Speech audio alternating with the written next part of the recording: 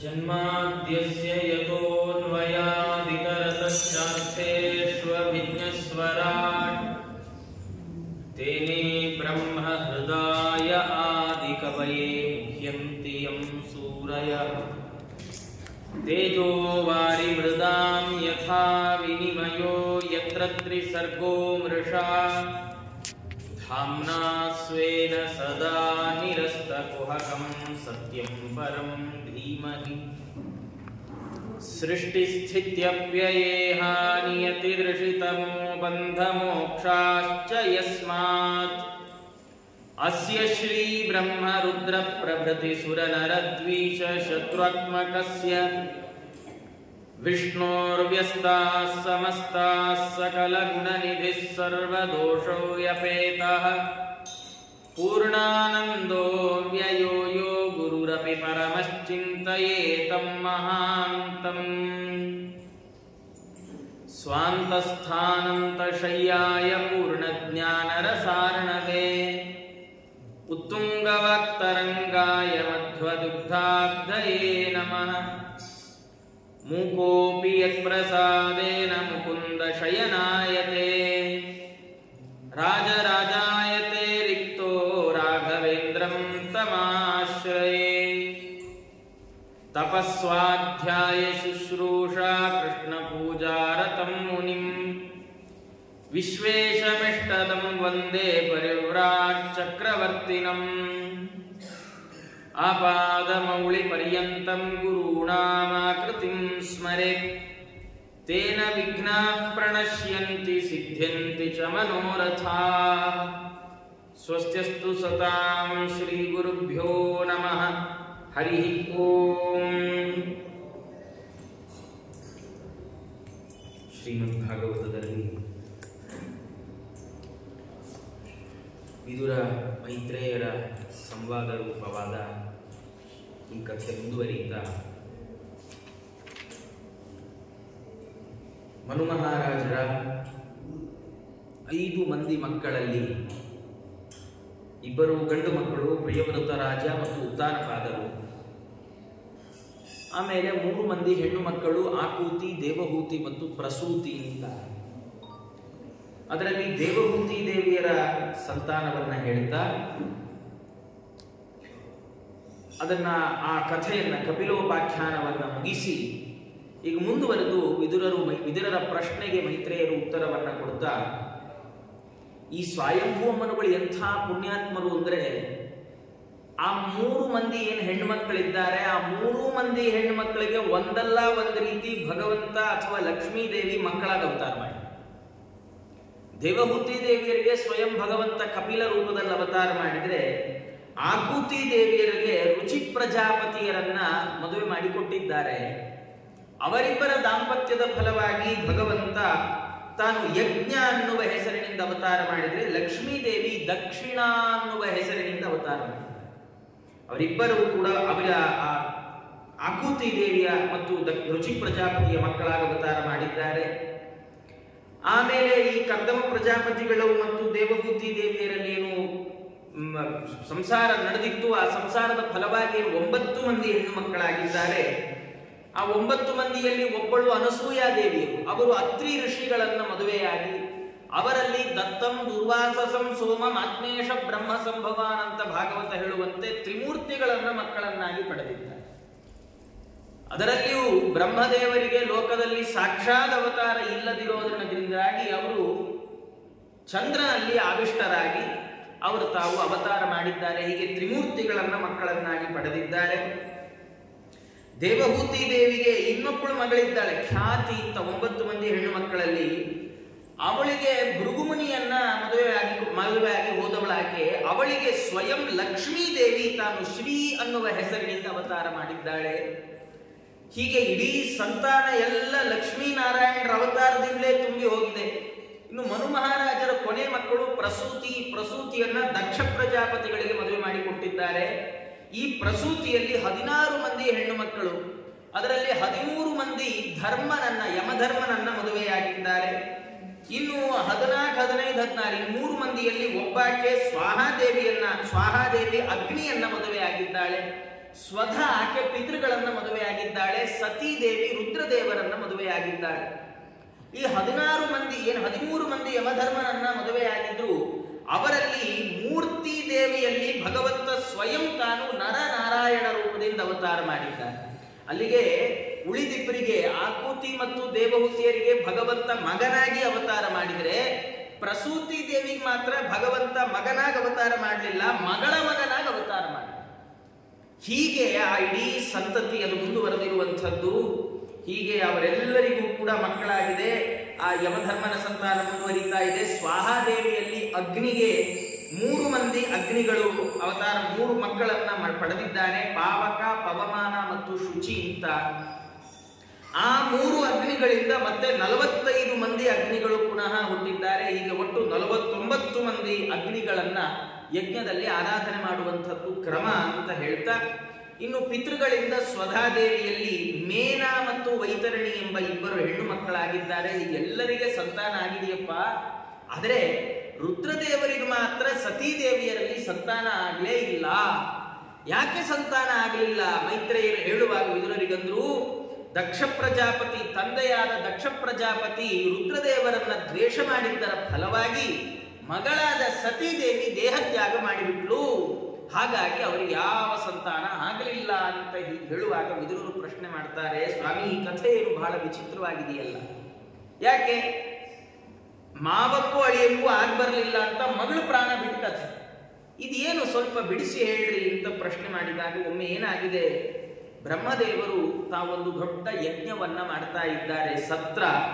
ಆ ಸತ್ರದಲ್ಲಿ ಎಲ್ಲ ದೇವತೆಗಳು ಕೂತಿದ್ದಾರೆ. ಎಲ್ಲ ದೇವತೆಗಳು ಕೂಡುವ ಸಂದರ್ಭದಲ್ಲಿ ಪ್ರಜಾಪತಿಗಳ ಆ ಸತ್ರದಲ್ಲಿ ಎಲ್ಲರೂ ಬಂದಿರುವ ಸಂದರ್ಭದಲ್ಲಿ ದಕ್ಷ ಪ್ರಜಾಪತಿಯು ತಾವು ಬಂದಿದ್ದಾರೆ. ದಕ್ಷ ಪ್ರಜಾಪತಿಗಳು ಬಂದ್ರೆ ಎಲ್ಲರೂ ಎದ್ದು ನಿಂತಿದ್ದಾರೆ. ಬ್ರಹ್ಮ ಮತ್ತು ರುದ್ರದೇವರನ್ನ ಮಾತ್ರ ಬಿಟ್ಟು ಉಳಿದ ಎಲ್ಲ ದೇವತೆಗಳು ಎದ್ದು ನಿಂತಿದ್ದಾರೆ.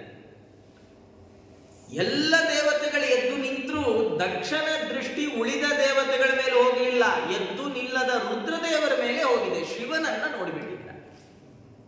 ನೋಡಿ ಬಾಯಿಗೆ ಬಂದಾಗ ಬೈದ, ಏನಿಂಥ ದುರಾಚಾರಿ ಅಂತ. ಹೆಣ್ಣು ಕೊಟ್ಟ ಮಾವ ನಾನು ಉತ್ತಮ, ತಂದೆಗೆ ಸಮಾನ, ನನ್ನಂತಹವನು ಬಂದ್ರೆ ಎದ್ದು ನಿಲ್ಲಿಲ್ವಲ್ಲ, ಇವನಿಗೆ ಎಂಥ ದುರಾಚಾರ. ಬೈತಾ ಬೈತಾ ಇಂಥವನಿಗೆ ನನ್ನ ಮಗಳನ್ನು ಕೊಟ್ಟುಬಿಟ್ಟೆ, ಅನಿಚ್ಛನ್ನಪ್ಯದಾಂಬಾಲಾಂ, ನನ್ನ ಮಗಳನ್ನ ಇವನಿಗೆ ಮದುವೆ ಮಾಡಿಕೊಡೋ ಇಚ್ಛೆ ಇರಲಿಲ್ಲ, ಇಚ್ಛೆ ಇಲ್ಲದೆ ಇದ್ರೂ ಕೊಟ್ಟುಬಿಟ್ಟೆ, ನನ್ನ ದುರ್ವಿಧಿ ಅಂತ ಹೀಗೆಲ್ಲ ಬೈದಿದ್ದ. ಇಷ್ಟೆಲ್ಲ ಬೈದ್ರು ರುದ್ರದೇವರು ಮಾತ್ರ 1 ಇಂಚು ಆಚೆ ಈಚೆ ಕದಲ್ಲೇ ಇಲ್ಲ. ನಮ್ಗೆ ಯಾರಾದ್ರೂ ಸುಮ್ಮನೆ ರಸ್ತೆಯಲ್ಲಿ ಹೋಗುವಾಗ ನಾವೇ ಗಾಡಿ ಕೆಟ್ಟದಾಗ ಓಡಿಸ್ಕೊಂಡು ಹೋಗ್ತಿದ್ರು, ಯಾರಿಗೋ ತೊಂದರೆ ಆಗಿ ಯಾರೋ ಏನ್ರಿ ನೋಡ್ಕೊಂಡು ಓಡಿಸಕ್ ಬರಲ್ವಾ ಅಂದ್ರೆ ಆ ಗಾಡಿನ ಅಲ್ಲೇ ನಿಲ್ಲಿಸಿ ಅದಕ್ಕೆ ಸ್ಟ್ಯಾಂಡು ಹಾಕೋದು ಮರ್ತು ಹೋಗಿ ಕೆಳಗಿಳಿದು ಏನ್ರಿ ನಂಗೆ ಬೈತೀರಾ ಅಂತ ಹೇಳಿ ದೊಡ್ಡ ವಿಶ್ವಯುದ್ಧನೇ ಮಾಡ್ಬೇಕು. ಆದ್ರೆ ರುದ್ರದೇವರಿಗೆ ಮಾವ ಅನ್ನಿಸಿಕೊಂಡ ದಕ್ಷ ಪ್ರಜಾಪತಿಗಳು ದೊಡ್ಡ ಸಭೆಯಲ್ಲಿ ಇಷ್ಟೆಲ್ಲ ಅನ್ನಬಾರದು ಮಾತಂತ ಇದ್ರು ಒಂದು ಚೂರು ಮುಖದಲ್ಲಿ ವಿಕಾರವೇ ಇಲ್ಲ. ಹೇಗೆ ವಿಕಾರ ಬರ್ಲಿಕ್ಕೆ ಸಾಧ್ಯ? ಮನೋನಿಯಾಮಕರಾದ ರುದ್ರದೇವರು ಅವ್ರ ಮನಸ್ಸು ಹಾಳಾಗೋದು ದುಸ್ಸಾಧ್ಯ. ಭಗವಂತನ ಕಾರುಣ್ಯವನ್ನು ಅಷ್ಟು ಪಡೆದವರು. ಹಾಗಾಗಿ ಅವರು ಏನೂ ಮಾತಾಡಲಿಲ್ಲ, ಸುಮ್ಮನೆ ಕೂತಿದ್ದಾರೆ. ಆಗ್ಲಿ ಏನ್ ಬೇಕಾರ. ಇಷ್ಟಾಗುವಾಗ ದಕ್ಷನಿಗೆ ಸಿಟ್ಟು ಜಾಸ್ತಿ ಆಯಿತು. ನಾವು ಯಾರನ್ನಾದ್ರೂ ಬೈದಾಗ ಅವ್ರು ತಿರುಗೇನಾದ್ರೂ ಅಂದ್ರೆ ಅಥವಾ ಏನಾದ್ರೂ ಸಮಜಾಯಿಸಿಕೊಟ್ರೆ ಒಂದು ಸಮಾಧಾನ. ಮನೆಯಲ್ಲಿ ಎಷ್ಟೋ ಬಾರಿ ಹೀಗಾಗತ್ತೆ. ಅಪ್ಪ ಅಮ್ಮಂದ್ರು ಮಕ್ಕಳಿಗೆ ಬೈತಾ ಇರ್ತಾರೆ. ಮಕ್ಕಳು ಏನಾದ್ರು ಹೇಳಕ್ ಹೋದ್ರೆ ಮಾತಾಡ್ಬೇಡ, ನೀನು ಎದುರುತ್ರ ಕೊಡಬೇಡ ಅಂತ. ಸರಿ ಅಂತ ಮಕ್ಕಳು ಸುಮ್ಮನಾಗ್ಬಿಟ್ರೆ ಅವಾಗ ಇನ್ನೂ ಇರಿಟೇಷನ್ ಶುರು ಆಗ್ಬಿಡುತ್ತೆ. ಅಪ್ಪ ಅಮ್ಮ ಇಷ್ಟು ಬೈತಾ ಇದೀನಿ ನೋಡಿ, ನೀನು ಒಂದು ಮಾತಾಡ, ವಾಪಸ್ ನಾವೇ ಅದನ್ನೇ. ಅದು ಸುಮ್ಮನಿರಬಾರ್ದು. ಬೈಸ್ಕೊಂಡವರು ಸುಮ್ಮನಿದ್ದಾರೆ ಅಂದ್ರೆ ನೀ ಏನಾದ್ರು ಬೈಯುವ ನಂಗೇನು ಅನ್ನೋ ಥರ ಆಗ್ಬಿಡು. ಇದು ರುದ್ರದೇವರು ಹೀಗೆ ಸುಮ್ಮನೆ ಶಾಂತವಾಗಿ ಕೂತಿದ್ದಾರೆ. ದಕ್ಷ ಪ್ರಜಾಪತಿಗಳಿಗೆ ಸಿಟ್ಟು ಜಾಸ್ತಿ ಆಗೋದು. ಅವರು ಏನ್ ಮಾಡಿದ್ದಾರೆ? ಉಪಸ್ಪೃಶ್ಯ ಕ್ರುದ್ಧ ಶಪ್ತುಂ ಪ್ರಚಕ್ರಮೆ ಆಚಮನ ಮಾಡಿದ್ದಾರೆ ದಕ್ಷ ಪ್ರಜಾಪತಿಗಳು. ಆಚಮನ ಮಾಡಿ ಸಿಟ್ಟಿನಿಂದ ಅಳಿಯ ಅಂತನೂ ಗಮನಿಸದೆ ರುದ್ರದೇವರಿಗೆ ಶಾಪ ಕೊಡ್ಲಿಕ್ಕೆ ಹೊರಟಿದ್ದಾರೆ. ಶಾಪ ಕೊಟ್ಟಿದ್ದಾರೆ. ಅಯಂತು ದೇವ ಯಜನ ಇಂದ್ರೋಪೇಂದ್ರಾದಿಭಿರ್ಭವ ಯಜ್ಞ ಭಾಗಂ ನಲಭತಾಂ ದೇವೈರ್ದೇವಗಣಾಧಮ. ರುದ್ರದೇವರಿಗೆ ಶಾಪ ಕೊಡ್ತಾ ಅವರಂದಿದ್ದಾರೆ, ಈ ರುದ್ರದೇವರು ನಿಜ ದೇವಗಣಾಧಮಃ. ನಿಜವಾಗಿ ರುದ್ರದೇವರನ್ನ ವೈಷ್ಣವೋತ್ತಮ ಅಂತ ಕೊಂಡಾಡುತ್ತೆ ಭಾಗವತ. ಸಿಟ್ಟಿನ ಕೈಗೆ ಬುದ್ಧಿ ಕೊಟ್ಟ ವ್ಯಕ್ತಿ ಏನೆಲ್ಲ ನಡಿಬಹುದು ಅವನಿಂದ ಅಂತ ತೋರಿಸ್ಲಿಕ್ಕೆ ಈ ಕಥೆ ಇರೋದು. ಎರಡು ಅಂಶ ನಾವಿಲ್ಲಿ ಗಮನಿಸಬೇಕಾದ್ದು. ಒಂದು, ದಕ್ಷ ಬಂದ್ರೆ ಎಲ್ಲರೂ ಎದ್ದು ನಿಂತರು. ಆದ್ರೆ ದಕ್ಷ ಎಲ್ಲರೂ ಎದ್ದು ನಿಂತರು ಅಂತ ಖುಷಿ ಪಡ್ಲಿಲ್ಲ, ಎದ್ನಿಲ್ದೇ ಇರೋ ಒಬ್ಬನ ಹಿಡ್ಕೊಂಡು. ಇದೇನ್ ಕಥೆ ಅಂದ್ರೆ, ನಮ್ಮ ಜೀವನದಲ್ಲಿ ನಮ್ಗೆ ಖುಷಿ ಪಡ್ಲಿಕ್ಕೆ, ಸಂತೋಷ ಪಡ್ಲಿಕ್ಕೆ ದೇವರು ನೂರಾರು ಕಾರಣಗಳನ್ನು ಕೊಡ್ತಾರೆ. ದಿನಾ ಬೆಳಗ್ಗೆ ಏನ್ ಸಂತೋಷ ಪಡೋದು ಆಚಾರ ನಾವು? ನಮ್ಮ ಪರಿಸ್ಥಿತಿ ಗೊತ್ತಾ? ಹೌದ್ರಿ, ಸಂತೋಷ ಪಡಬೇಕು. ಯಾಕೆ?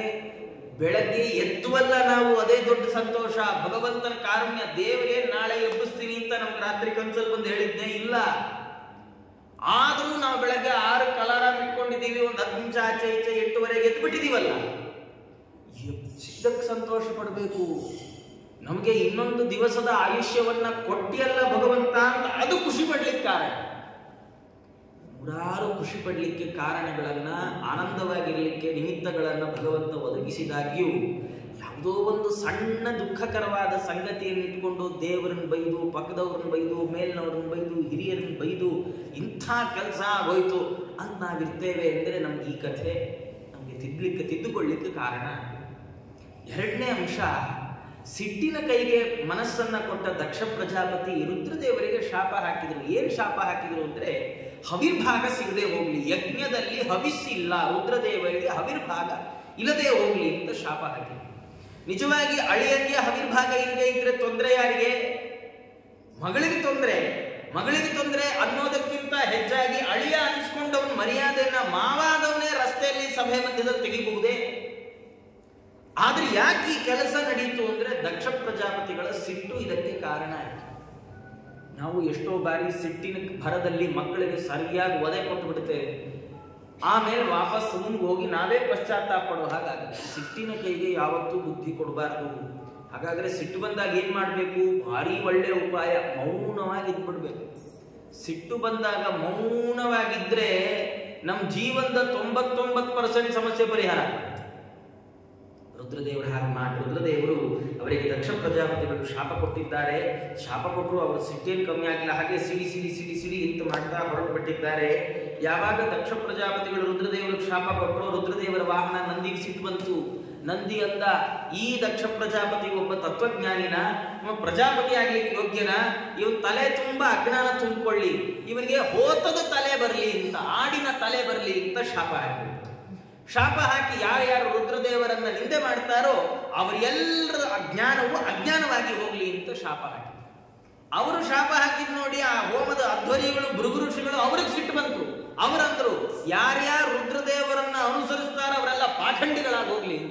ಹೀಗೆ ಚೆನ್ನಾಗಿ ನಡಿಬೇಕಾಗಿದ್ದ ಸಭೆ ಒಬ್ಬರ ಸಿಟ್ಟಿನ ಪರಿಣಾಮದಿಂದ ಇಡೀ ಸಭೆ ಪೂರ ಬರೀ ಶಾಪ ಪ್ರತಿಶಾಪಗಳದ್ದೇ ಸರಮಾಲೆ ಆಗೋಯ್ತು. ಯಾವಾಗ ಇಷ್ಟೆಲ್ಲ ನಡೀತೋ ರುದ್ರದೇವರಿಗೆ ಸ್ವಲ್ಪ ಮನಸ್ಸಿಗೆ ಬೇಸರ ಆಯ್ತಂತೆ. ಛೇ, ಇಂಥ ಘಟನೆ ನಡೆದೋಯ್ತಲ್ಲ. ಅವರು ಸೀದಾ ತಾವು ತಮ್ಮ ಮನೆಗೆ ಬಂದು ಬಿಟ್ಟಿದ್ದಾರೆ. ಹೀಗೆ ನಡೆದಾಗ ಈ ಅಳಿಯ ಮಾವನ ಗಲಾಟೆ ತುಂಬಾ ದಿವಸ ಹಾಗೆ ಮುಂದುವರಿತಾರೆ, ಬೇಗ ಮುಗಿಯಲ್ಲ. ಯಾಕೆಂದ್ರೆ ನಾವು ನಮ್ದು ಅದೊಂದು ನಮ್ಮ ಸಮಸ್ಯೆ. ಯಾರ ಮೇಲಾದ್ರೂ ಏನಾದರೂ ಬೇಸರ ಆದ್ರೆ ಬಾಯಿ ಬಿಟ್ಟು ಹೇಳೋಲ್ಲ, ನೋಡಪ್ಪ ನೀನು ಹೀಗೆ ಮಾಡಿದಿ ನಂಗೆ ಬೇಜಾರು. ಜಗಳ ಕಾಯೋದಲ್ಲ, ನೀನು ಹೀಗೆ ಮಾಡಿದಿ ನಂಗೆ ಅದರಿಂದ ಬಹಳ ಬೇಸರ ಆಯ್ತು, ನಂಗೆ ಸಮಸ್ಯೆ ಆಯ್ತು, ಏನಾದರೂ ಅದಕ್ಕೆ ಪರಿಹಾರ ಹುಡುಕು ಅಂತ ಹೇಳಿಬಿಟ್ರೆ 10 ದಿನಗಳ ಏನು ಗುಸುಗುಸು ಮುಸುಗಿನ ಗುದ್ದಾಟ ನಡೀಬಹುದು, ಕೋಲ್ಡ್ ವಾರ್ ಅದೆಲ್ಲ ನಿಂತೋಗ್ಬಿಡುತ್ತೆ. ನಮ್ಗೆ ಅದೆಲ್ಲ ಬೇಡ. ಜೀವನದಲ್ಲಿ ಉಪ್ಪು ಹುಳಿ ಖಾರ ಇಲ್ಲ ಅಂತ ಆಗ್ಬಿಡುತ್ತೆ ನಮ್ಗೆ.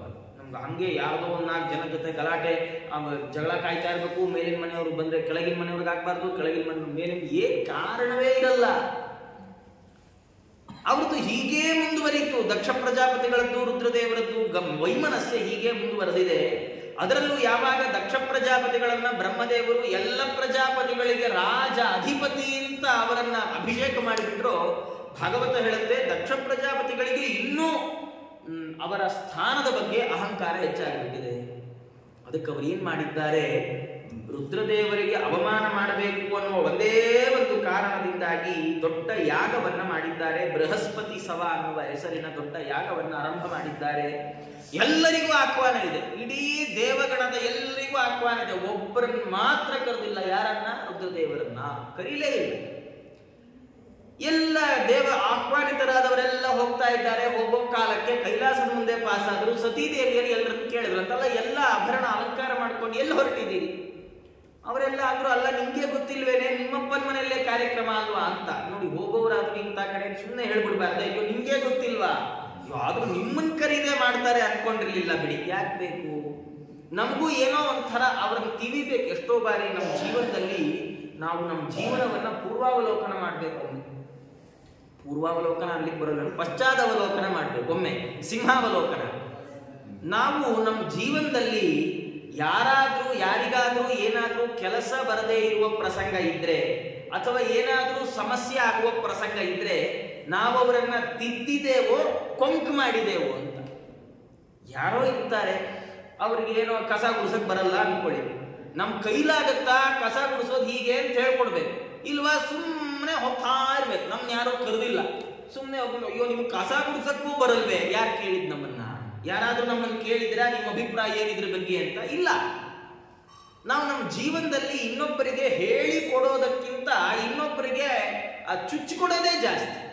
ಅವರು ಬಂದವರೆಲ್ಲ ಅಂದ್ರು, ಅಲ್ಲ ನಿಮ್ಗೆ ಗೊತ್ತಿಲ್ವೇನಮ್ಮ, ನಿಮ್ಮಪ್ಪನ ಮನೆಯಲ್ಲೇ ಕಾರ್ಯಕ್ರಮ, ಓ ನೀ ಬರ್ತಿಲ್ವಾ, ಓ ನೀನ್ ಕರೆದಿಲ್ವಾ, ಓ ಸರಿ ಬಿಡು ಅನ್ಕೊಂಡು ಹೊರಟೆ ಹೋದ್ರು.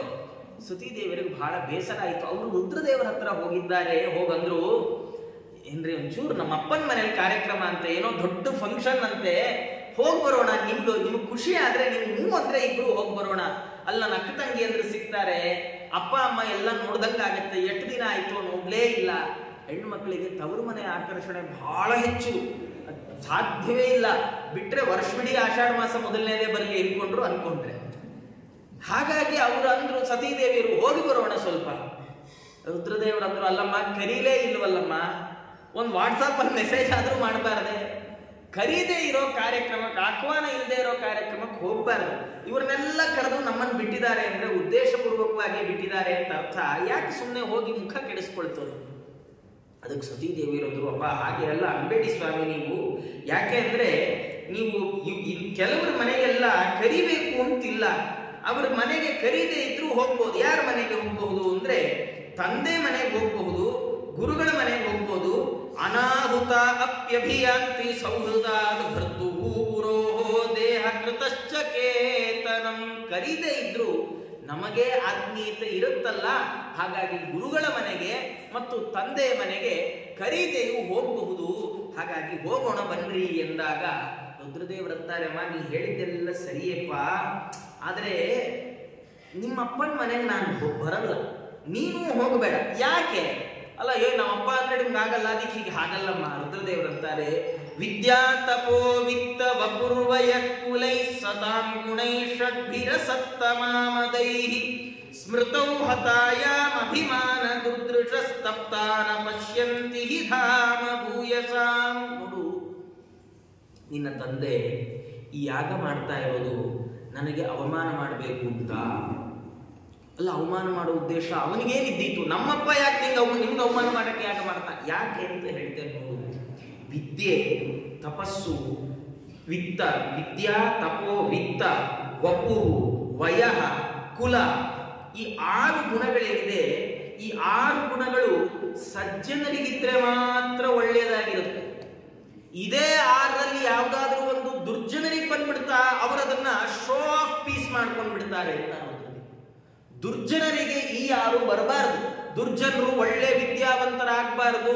ಯಾಕೆ? ಒಳ್ಳೆ ವಿದ್ಯಾವಂತರಾದ್ರೆ ಏನ್ ಸಮಸ್ಯೆ? ಈಗೆಲ್ಲ ಗೊತ್ತಿದೆ. ಈ ಬಿನ್ ಲ್ಯಾಡನ್ ಅಂತ ಇದ್ದ, ಅವನು ಇಂಜಿನಿಯರಿಂಗ್ ಮುಗಿಸಿದವನಂತ. ಇಂಜಿನಿಯರಿಂಗ್ ಓದಿ ಪ್ರಾರಂಭಿಕ ಹಂತದಲ್ಲಿ ಅವನೊಂದಿಷ್ಟು ಬಿಲ್ಡಿಂಗ್ ಎಲ್ಲ ಕಟ್ಟದವನೇ, ಭಾರಿ ವಿದ್ಯಾವಂತ, ಒಳ್ಳೆ ಬುದ್ಧಿವಂತ. ಆದ್ರೆ ದುಷ್ಟ. ವಿದ್ಯೆಯನ್ನು ಯಾವ್ದಕ್ಕೆ ಬಳಸ್ಕೊಂಡ? 4 ಮಂದಿ ಪ್ರಾಣ ತೆಗಿಲಿಕ್ಕೆ ಬಳಸ್ಕೊಂಡ. ಏನು ಉಪಯೋಗ ಆಯ್ತು? ವಿದ್ಯೆ ಸಜ್ಜನರಲ್ಲದೆ ಇರುವವರಿಗೆ ವಿದ್ಯೆ ಇರಬಾರದು. ತಪಸ್ಸು, ಧನ ಸಂಪತ್ತು, ಶರೀರ ಬಲ, ಯೌವನ, ಒಳ್ಳೆ ಕುಲೀನತ ಇವೆಲ್ಲ ದುರ್ಜನರಿಗಿದ್ರೆ ಈ ಗುಣಗಳು ಅವರಿಗೆ ಅಹಂಕಾರವನ್ನು ತಂದು ಕೊಟ್ಬಿಡ್ತಾವಮ್ಮ. ನಿಮ್ಮಪ್ಪ ಅವನು ಚೆನ್ನಾಗೇ ಇದ್ದ, ಆದರೆ ಅವನಿಗೆ ಇದೆಲ್ಲ ಸಿಕ್ಬಿಡ್ತಲ್ಲ, ಒಳ್ಳೆ ವಿದ್ಯಾವಂತ ಎಲ್ಲ ಇಂಥದ್ದೆಲ್ಲ ಆಗಿಬಿಡ್ತಲ್ಲ, ಅವನ ಮನಸ್ಸು ದೋಷಪೂರ್ಣವಾಗಿದೆ, ಮನಸ್ಸು ಈಗ ದುಷ್ಟವಾಗಿದೆ. ಹಾಗಾಗಿ ನೀನು ಹೋಗ್ಬಾರ್ದು ಅವನ ಮನೆಗೆ, ಹೋಗಬೇಡ. ಸತೀದೇವಿಯರಂದ್ರು, ಅಲ್ಲ ಇದ್ರಲ್ಲಿ ನಿಮ್ದೇ ತಪ್ಪು, ನೀವು ಸುಮ್ಮನೆ ನಮ್ಮಪ್ಪಂಗೆ ಹೇಳಬೇಡಿ ಇದ್ರು. ಅವರು ಹಂಗೆಲ್ಲ ಹೆಣ್ಮಕ್ಳು ಅಪ್ಪ ಅಮ್ಮಂದ್ರೆ ಬಿಟ್ಕೊಡೋದೇ. ನಿಮ್ದೇ ತಪ್ಪು ಅಲ್ಲ, ನಾ ಏನ್ ಮಾಡಿದೆ ಅಲ್ಲ. ಅವತ್ತು ಆ ಸಭೆಯಲ್ಲಿ ಎದ್ದಿಂತ್ಕೊಳ್ಳಿಕ್ಕೆ ನಿಮ್ಗೇನಾಗಿತ್ತು? ಎಲ್ಲರೂ ಎದ್ದಿಂತಾಗ ಎಲ್ಲಾರ್ದು ಒಂದಾರಿ ಆದ್ರೆ ನಿಮ್ದೇ ಒಂದಾರಿ ಏನಾಗಿತ್ತು? ನಿಜವಾಗಿ ಕಕ್ಷಾಕ್ರಮದಲ್ಲಿ ನೋಡುವಾಗ ರುದ್ರದೇವರು ದಕ್ಷಿಣೆಗಿಂತ ಉತ್ತಮ. ರುದ್ರದೇವರಂದ್ರು ಅಲ್ಲ, ನಾನು ಹೆಂಗೆ ಎದ್ದು ನಿಂತ್ಕೊಳ್ಳಿ. ಸತೀದೇವಿ ಅಂದ್ರು ಯಾಕೆ ಎದ್ದು ನಿಂತ್ಕೊಳ್ಬಾರ್ದು? ಏನೇ ಇದ್ರು ನಿಮ್ಮ ಮಾವ ಅಲ್ವಾ, ನಿಮ್ಗೆ ಹೆಣ್ಣು ಕೊಟ್ಟವ್ರಲ್ವಾ, ಹೆಣ್ಣು ಕೊಟ್ಟವ ಅಪ್ಪ ಅಲ್ವಾ, ಪಂಚೈತೆ ಪಿತರ ಸ್ಮೃತ ಅಲ್ವಾ, 5 ಮಂದಿ ಹೆಣ್ಣು ತಂದೆ ಸಮಾನರಲ್ವಾ, ನೀವು ನಿಂತ್ಕೊಳ್ಳಿಕ್ಕೆ ಏನಾಗಿತ್ತು? ರುದ್ರದೇವರಂತಾರೆ, ನೋಡು ನಿಮ್ಗೊಂದು ವಿಷಯ ಹೇಳ್ತೇನೆ. ಯಾರಾದ್ರೂ ಹಿರಿಯರು ಅಂತ ಬಂದ್ರೆ ಅವರನ್ನು ನಾವು ಗೌರವಿಸ್ತೇವೆ. ಯಾಕೆ? ಯಾರಾದ್ರೂ ಬಂದ್ರೆ ಅವ್ರಿಗೆ ಎದ್ದು ನಿಲ್ಲೋದು ಇವೆಲ್ಲ ಯಾಕೆ ಮಾಡ್ತೇವೆ? ಅವರಂತಾರೆ, ಪ್ರತ್ಯುದ್ಗಮ ಪ್ರಶ್ರಯಣಾಭಿವಾದನಂ ವಿಧೀಯತೆ ಸಾಧು ಮಿಥಸ್ಸು ಮಧ್ಯಮೇ ಪ್ರಾಜ್ಞೈ ಪರಸ್ಮೈ ಪುರುಷಾಯ ಚೇತಸಾ ಗುಹಾಶಯಾಯೈವ ನ ದೇಹವಾನಿನೇ. ನೋಡು, ಪ್ರತ್ಯುದ್ಗಮ ಪ್ರಶ್ರಯಣ ಅಭಿವಾದನಂ ವಿಧೀಯತೆ. ಪ್ರತ್ಯುದ್ಗಮ ಬಂದ ಅತಿಥಿಗಳ ಬಂದ ತಕ್ಷಣ ಎದ್ದು ನಿಂತ್ಕೊಳ್ಳೋದು, ಪ್ರಶ್ರಯಣ ಅವರಿಗೆ ಎದುರಿಗೆ ಹೋಗೋದು, ಎದುರುಗೊಳ್ಳೋದು, ಅಭಿವಾದನಂ ಅವರನ್ನು ಚೆನ್ನಾಗಿ ಅಭಿವಾದನ ನಮಸ್ಕಾರ ಮಾಡೋದು, ವಿನಯ ತೋರಿಸುವುದು, ಇದೆಲ್ಲ ವಿಧೀಯತೆ ಸಾಧು.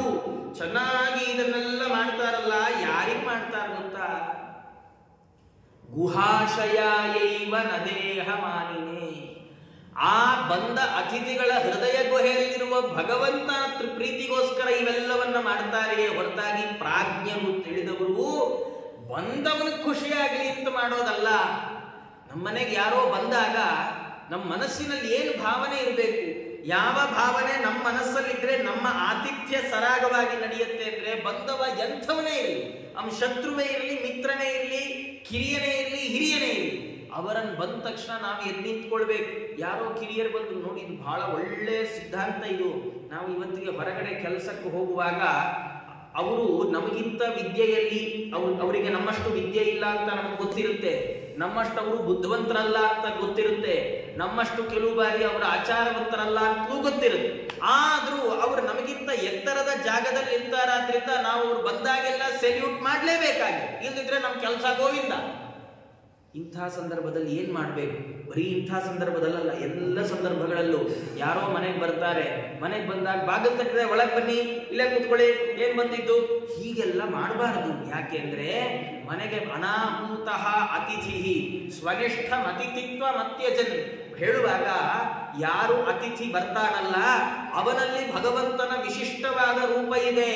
ಅವನಿಗೆ ಚೆನ್ನಾಗಿ ಸತ್ಕಾರ ಮಾಡುವಾಗ ಇದು ಇವನಿಗಲ್ಲ, ಇವನ ಒಳಗಿರುವ ಭಗವಂತನಿಗೆ, ಗುಹಾಶಯನಿಗೆ ಅಂತ ಚಿಂತನೆ ಮಾಡಿ ಅವರಿಗೆ ಪ್ರಾಜ್ಞರಾದವರು ಸತ್ಕಾರ ಮಾಡ್ಬೇಕಮ್ಮ. ಆದ್ರೆ ಇದನ್ನ ನಿಮ್ಮಪ್ಪನಿಗೆ ಇದು ಗೊತ್ತೇ ಆಗ್ಲಿಲ್ವೋ ಏನೋ, ಅವನು ನನಗೆ ನಮಸ್ಕಾರ ಮಾಡಲಿಲ್ಲ ಅಂದ್ಕೊಂಡು ದ್ವೇಷ ಮಾಡ್ತಾ ಇದ್ದ. ನೋಡಿ, ನಮ್ಗೆ ಯಾರಾದ್ರೂ ನಮಸ್ಕಾರ ಮಾಡಿದ್ರು ನಾವು ಇದೇ ರೀತಿ ಇರಬೇಕು. ನಾವು ಇನ್ನೊಬ್ಬರಿಗೆ ಅಭಿವಾದನೆಗಳನ್ನು ಮಾಡುವಾಗ, ನಮಗೆ ಯಾರಾದ್ರೂ ನಮಸ್ಕಾರ ಮಾಡುವಾಗ ನಮ್ಮ ಮನಸ್ಸಲ್ಲಿ ಏನಿರ್ಬೇಕು? ನೋಡಿದ್ಯಾ, ಇವತ್ತು ಎಲ್ಲರೂ ನಮಸ್ಕಾರ ಮಾಡ್ತಾ ಇದ್ರು, ಅನ್ಬಾರ್ದು ಅನ್ನತ್ತೆ ಶಾಸ್ತ್ರ. ಅನ್ಬೇಡ್ರಿ. ನಮ್ಗೆ ಯಾರೋ ಗೌರವ ಕೊಟ್ಟಾಗ ನೋಡಿದ್ಯಾ, ರಸ್ತೆಯಲ್ಲಿ ಎಲ್ಲ ಜನ ಹೆಂಗೆ ಕೈ ಮುಗಿತಾ ಇದ್ರು, ಅನ್ಬೇಡಿ. ಜನ ನಮ್ಗೆ ಕೈ ಮುಗಿದದ್ದಲ್ಲ, ಕೈ ಮುಗಿದಿದ್ದ ಯಾರಿಗೆ? ಗೌರವ ಯಾರಿಗೆ? ನಮ್ಮ ಒಳಗಿರುವ ಭಗವಂತನಿಗೆ. ಈ ದೇಹಕ್ಕೆ ಗೌರವ ಅಲ್ಲ. ಮುಂದುವರೆದು ಇದೇ ಸ್ಕಂಧದಲ್ಲಿ ಪುರಂಜನೋಪಾಖ್ಯಾನ ಬರುತ್ತೆ, ಅಲ್ಲಿ ಈ ವಿಷಯ ಬಹಳ ಸ್ಪಷ್ಟವಾಗಿ ಭಾಗವತ ಉಲ್ಲೇಖ ಮಾಡಿ. ನಮಗೆ ಎಲ್ಲರೂ ಕೊಡುವ ಗೌರವ ಈ ದೇಹದ ಒಳಗಿರುವ ಭಗವಂತನಿಗೆ, ಅವನು ಕೊಟ್ಟ ಚೈತನ್ಯ ಶಕ್ತಿಗೆ ಹೊರತಾಗಿ ನಮಗಲ್ಲ. ಇದು ನಿಮ್ಮಪ್ಪನ ಗೊತ್ತೇ ಆಗಲಿಲ್ವಲ್ಲಮ್ಮ. ನನಗೆ ನಮಸ್ಕಾರ ಮಾಡಲಿಲ್ಲ ಅಂದುಕೊಂಡು ನಿಮ್ಮಪ್ಪ ನನ್ನನ್ನು ದ್ವೇಷ ಮಾಡಿದ್ರೆ ನಾನು ಏನ್ ಮಾಡಲಿ ಹೇಳಿ? ಹಾಗಾಗಿ ಅವರಂತಾರೆ ಸತೀದೇವಿಯರು, ಅಲ್ಲ ಆದ್ರೂ ನೀವು ಒಂದು ಸರ್ತಿ ಎದ್ದು ನಿಂತ್ಕೊಂಡು ಬಿಡ್ಬೇಕಿತ್ತಲ್ಲ. ನೀವು ಯಾಕೆ ನಿಂತ್ಕೊಳ್ಳಿಲ್ಲ ಅಂದ್ರೆ, ನಮ್ಮಪ್ಪನ ಒಳಗೆ ದೇವರಿಲ್ಲೇನು? ನಮ್ಮಪ್ಪನ ಒಳಗೂ ಭಗವಂತ ಇದ್ದಾನಲ್ಲ. ನೀವು ನಮ್ಮಪ್ಪ ಬಂದಾಗ ಓಹೋ ಇವನ ಒಳಗಿರುವ ಭಗವಂತನಿಗೆ ನಮಸ್ಕಾರ ಅಂತ ಒಂದ್ಸತಿ ಎದ್ದು ನಿಂತ್ಕೊಂಡಿದ್ರೆ ಏನಾಗ್ತಿತ್ತಪ್ಪ? ಅದಕ್ಕೆ ಅವರು ಇನ್ನೊಂದು ಮುಖ್ಯವನ್ನು ಹೇಳ್ತಾ ಅವರಂತಾರೆ, ಸತ್ವಂ ವಿಶುದ್ಧಂ ವಸುದೇವ ಶಬ್ದಿತಂ ಯದೀಯತೆ ತತ್ರ ಪುಮಾನಪಾಮೃತಃ ಸತ್ವಂ ಚ ಯಸ್ಮಿನ್ ಭಗವಾನ್ ವಾಸುದೇವೋ ಹ್ಯಧೋಕ್ಷಜೋ ಮೇ ಮನಸಾ ವಿಧೀಯತೆ. ನೋಡು, ಲೋಕಮರ್ಯಾದೆಗೋ ಅಥವಾ ಅವನೊಳಗೆ ಭಗವಂತ ಇದ್ದಾನೆ ಅಂದುಕೊಂಡು ನಾನು ದಕ್ಷನಿಗೆ ನಮಸ್ಕಾರ ಮಾಡಬಹುದಿತ್ತು, ಆದ್ರೆ ಯಾಕೆ ಮಾಡಲಿಲ್ಲ? ಅವರಂತಾರೆ, ನಾನು ಉತ್ತಮಾಧಿಷ್ಠಾನದಲ್ಲಿ ಬ್ರಹ್ಮದೇವರ ಒಳಗೆ ಭಗವಂತನನ್ನ ಉಪಾಸನೆ ಮಾಡ್ತಾ ಇದ್ದೆ. ಉತ್ತಮಾಧಿಷ್ಠಾನದಲ್ಲಿ ಭಗವಂತನನ್ನ ಚಿಂತನೆ ಮಾಡುವಾಗ ಅದಕ್ಕಿಂತ ಕಡಿಮೆಯ ಅಧಿಷ್ಠಾನ ಬಂದ್ರೆ ಅಲ್ಲಿ ಎದ್ದು ನಿಂತು ಗೌರವ ಸಲ್ಲಿಸಬೇಕಾಗಿಲ್ಲ ಅಂತ ಶಾಸ್ತ್ರ. ಹಾಗಾಗಿ ನಾನು ಎದ್ದು ನಿಲ್ಲಿಲ್ಲಪ್ಪ, ಹಾಗಾಗಿ ನಾನು ನಿನ್ನ ಮಾವನಿಗೆ ಗೌರವ ಕೊಡಲಿಲ್ಲ, ನಿಮ್ಮ ತಂದೆಗೆ ಗೌರವ ಕೊಡಲಿಲ್ಲ ಅಷ್ಟೇ. ಆದರೆ ಅದನ್ನು ತಿಳಿಯದೆ ಅವನ ನನ್ನ ದ್ವೇಷ ಮಾಡ್ತಾ ಇದ್ದಾನೆ. ಹಾಗಾಗಿ ಅಷ್ಟೇ ಅಲ್ಲದೆ ಕೆಟ್ಟ ಕೆಟ್ಟ ಮಾತುಗಳಿಂದ ನನ್ನನ್ನು ನಿಂದಿಸಿದ್ದಾನೆ, ನನಗೆ ಶಾಪ ಕೊಟ್ಟಿದ್ದಾನೆ. ಹಾಗಾಗಿ ನೀನು ಆ ಮನೆಗೆ ಹೋಗಬೇಡ ಅಂತ ಇಷ್ಟು ಹೇಳಿದಾಗ್ಯೂ ಸತೀದೇವಿಯರು ಕೇಳ್ತಾ ಇಲ್ಲ. ಕೇಳದೇ ಇದ್ದಾಗ ರುದ್ರದೇವರು ಯೋಚನೆ ಮಾಡಿದ್ದಾರಂತೆ. ಅವ್ರು ಅನ್ಕೊಂಡ್ರು ಸತೀದೇವಿ ಯಜ್ಞಕ್ಕೆ ಹೋಗದೇ ಇದ್ರೂ ಪ್ರಾಣ ಬಿಡ್ತಾಳೆ. ಯಾಕೆ? ನಮ್ಮ ಮನೆಯವರು ಯಜ್ಞಕ್ಕೆ ಕಳಿಸದೇ ಇಲ್ಲ ಅನ್ನೋ ಬೇಸರಕ್ಕೆ ಪ್ರಾಣ ಬಿಡ್ತಾರೆ. ಯಜ್ಞಕ್ಕೆ ಹೋದ್ರೂ ಪ್ರಾಣ ಬಿಡ್ತಾರೆ. ಯಾಕೆ? ನಾನು ಅಲ್ಲಿಗೆ ಹೋಗಿ ನಮ್ಮ ಮನೆಯವ್ರು ಹಿಂಗೆ ಅಂದ್ಬಿಟ್ರಲ್ಲ ಅಂತ ಪ್ರಾಣ ಬಿಡ್ತಾರೆ. ಇಲ್ಲೇ ಇದ್ದು ನನ್ನ ಮೇಲೆ ಸಿಟ್ಟು ಮಾಡಿಕೊಂಡು ದೇಹ ತ್ಯಾಗ ಮಾಡೋದಕ್ಕಿಂತ ಅವರು ತವ್ರ ಮನೆಗೆ ಹೋಗ್ಲಿ, ಏನಾರು ಮಾಡ್ಕೊಳ್ಳಿ ಅಂತ ಸುಮ್ಮನಾಗ್ಬಿಟ್ಟಿದ್ದಾರೆ. ಯಾವಾಗ ರುದ್ರದೇವರು ಹೂ ಅನ್ಲಿಲ್ಲ, ಆಗ ಶೋಕೇಣ ರೋಷೇಣ ಚದೂಯತ ಹೃದ ಸತೀದೇವಿಯರಿಗೆ ಬಹಳ ಸಿಟ್ಟು ಬಂತು. ಸಿಟ್ಟು ದುಃಖವಾಗಿ ಪರ್ಯವಸಾನ ಆಯಿತು. ನಿಟ್ಟುಸಿರು ಬಿಡ್ತಾ ತಾವು ತವ್ರ ಮನೆಗೆ ಹೊರಟು, ಮನೆಯವ್ರ ಮನೆಯಲ್ಲೇ ಬಿಟ್ಟರು, ತಾವು ತವ್ರ ಮನೆಗೆ ಹೊರಟು. ರುದ್ರದೇವರು ನಂದಿಯಲ್ಲಿ ಕರೆದು ನೋಡು, ನಿನ್ನ ಜೊತೆಗೆ ಹೋಗು ಅಂತ ಹೇಳಿ ಮುಖ್ಯ ಪಾರ್ಷದರ ಜೊತೆಗೆ ಎಲ್ಲ ಅನುಚರರು ಸತೀದೇವಿಯರನ್ನು ಹಿಂಬಾಲಿಸಿ ತಾವು ಕರ್ಕೊಂಡು ಹೋದ್ರೆ ರುದ್ರದೇವರು ಹೇಗೆ ಹೇಳಿದ್ರೋ ಹಾಗೆ ಆಯ್ತು. ಯಾಗ ಎಲ್ಲ ನಡೀತಾ ಇದೆ. ನಡೆಯೋ ಸಂದರ್ಭದಲ್ಲಿ ಅಲ್ಲಿ ರುದ್ರದೇವರಿಗೆ ಭಾಗವೇ ಕೊಡಲಿಲ್ಲ. ಅರುದ್ರ ಭಾಗಂ ತಮವೇಕ್ಷ ಚಾಧ್ವರಂ ಪಿತ್ರಾಚ ದೇವೇ ಕೃತ ಹೇಳನಂ ವಿಭೌ. ಯಾವಾಗ ರುದ್ರದೇವರಿಗೆ ಭಾಗವನ್ನೂ ಕೊಡಲಿಲ್ಲ, ತನ್ನ ಗಂಡನಾದವನನ್ನ ತನ್ನೆದುರಿಗೆ ಅವಹೇಳನ ಮಾಡಿ ಅವಮಾನ ಮಾಡ್ತಾ ಇದ್ದಾನೆ. ಯಾರು? ತನ್ನ ತಂದೆ ಎನಿಸಿಕೊಂಡವನು. ಸತೀದೇವಿಯರಿಗೆ ಬಹಳ ಸಿಟ್ಟು ಬಂತು, ಬಹಳ ಬೇಸರ ಆಯಿತು. ಅವರಂದ್ರು, ಅಪ್ಪ ನಿಂಗೇನ್ ಗೊತ್ತ ಅವರ ಬಗ್ಗೆ?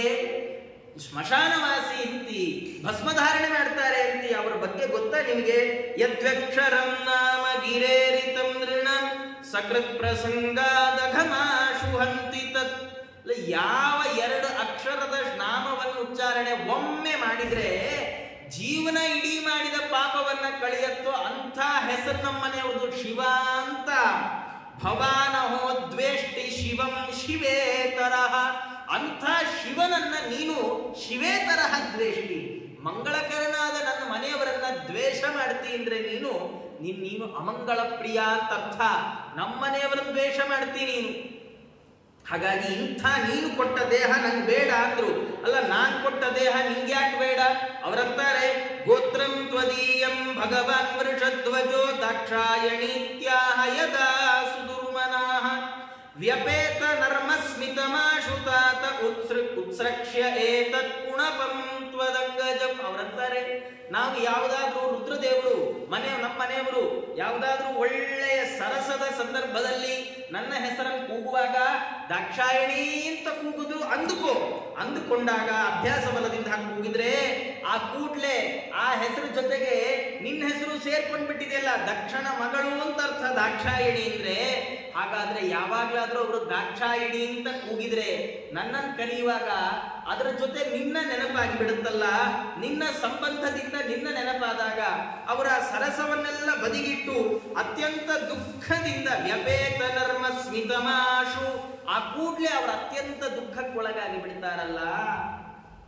ಮಹಾತ್ಮರಿಗೆ ದುಃಖಕ್ಕೆ ಕಾರಣವಾದದ್ದು ನಿನ್ನಿಂದ ಬಂದ ಈ ಶರೀರ.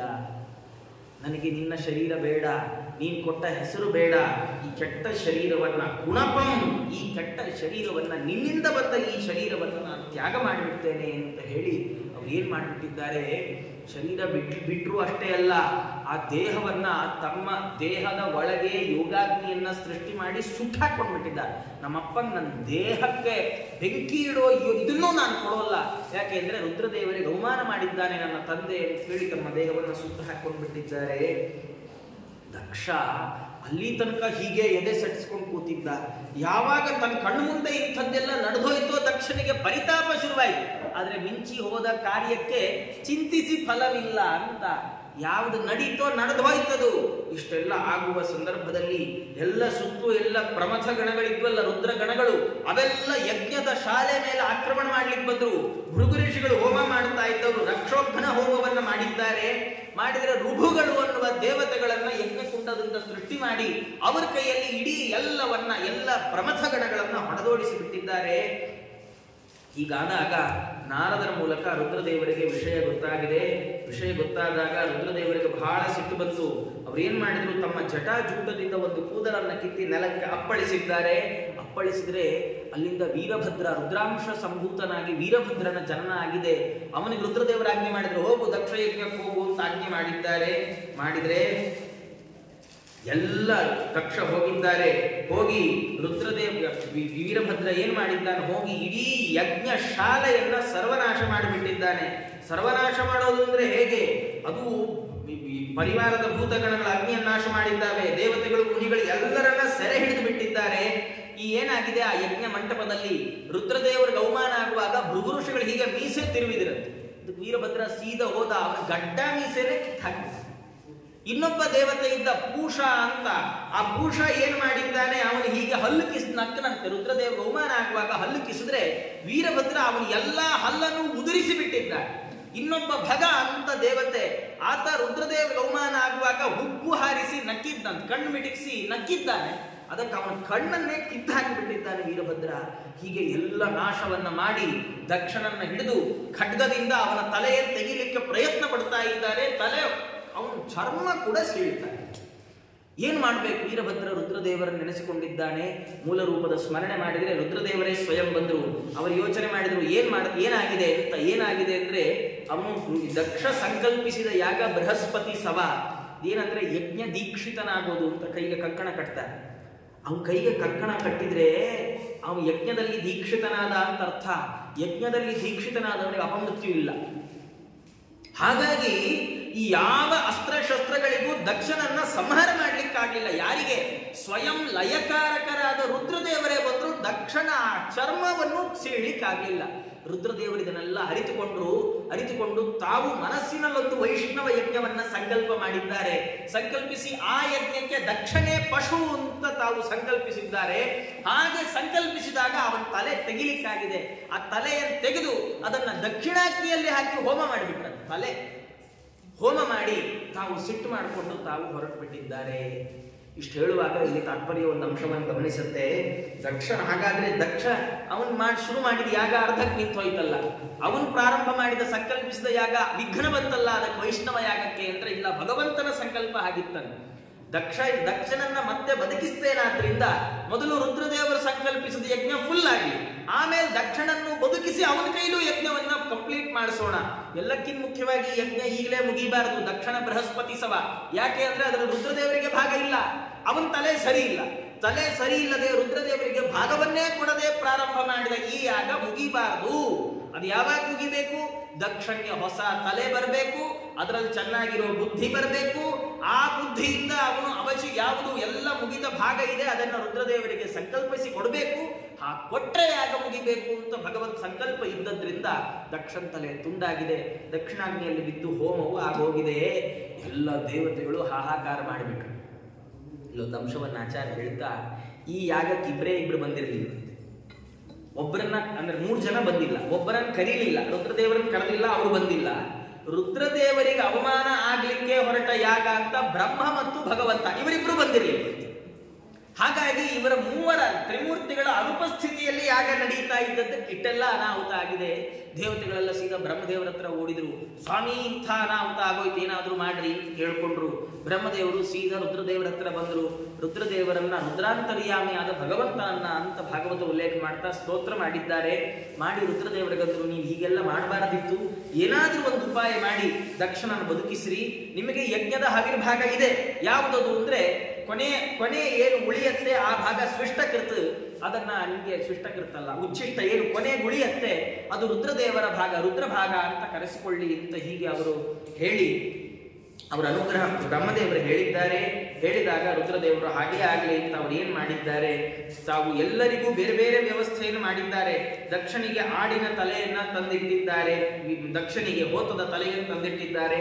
ಭಗನ್ ಕಣ್ ಕಿತ್ತುಬಿಟ್ಟಿದ್ರಲ್ಲ, ರುದ್ರದೇವರಂದು ಮಿತ್ರ ಅನ್ನುವ ದೇವತೆ ಏನಿದ್ದಾನೆ ಆ ದೇವತೆಯ ಕಣ್ಣುಗಳಿಂದ ಭಗ ನೋಡ್ಲಿ. ಅಂದ್ರೆ ಇದು ಎಂಥ ಆಶ್ಚರ್ಯ ನೋಡಿ.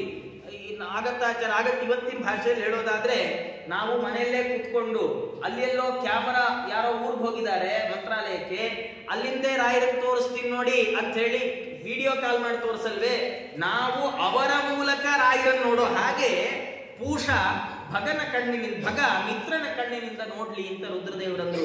ಅಲ್ಲ, ಪೂಷಕ್ ಹಲ್ಲೇ ಇಲ್ವಲ್ಲ, ಹವಿಸ್ಸನ್ ತಿನ್ನೋದು ಹೇಗೆ, ಅನ್ನದ ಹವಿಸ್ಸನ್ ತಿನ್ನೋದು ಹೇಗೆ, ಅವನು ಯಜಮಾನನ ಹಲ್ಲುಗಳಿಂದ ಹವಿಸ್ಸನ್ನ ಸ್ವೀಕಾರ ಮಾಡ್ಲಿ ಅಂತ ಅಂದಿದ್ದಾರೆ. ಹೀಗೆಲ್ಲ ವ್ಯವಸ್ಥೆ ಮಾಡಿಕೊಟ್ರು. ಭೃಗು ಋಷಿಗಳಂದ್ರು ನಂಗೆ ಗಡ್ಡ ಮೀಸೆ ಅಂದ್ರು, ಅದಕ್ಕೆ ನಿಮ್ಗೆ ಆಡಿನ ಗಡ್ಡ ಮೀಸೆಗಳು ಬರಲಿ ಅಂತ.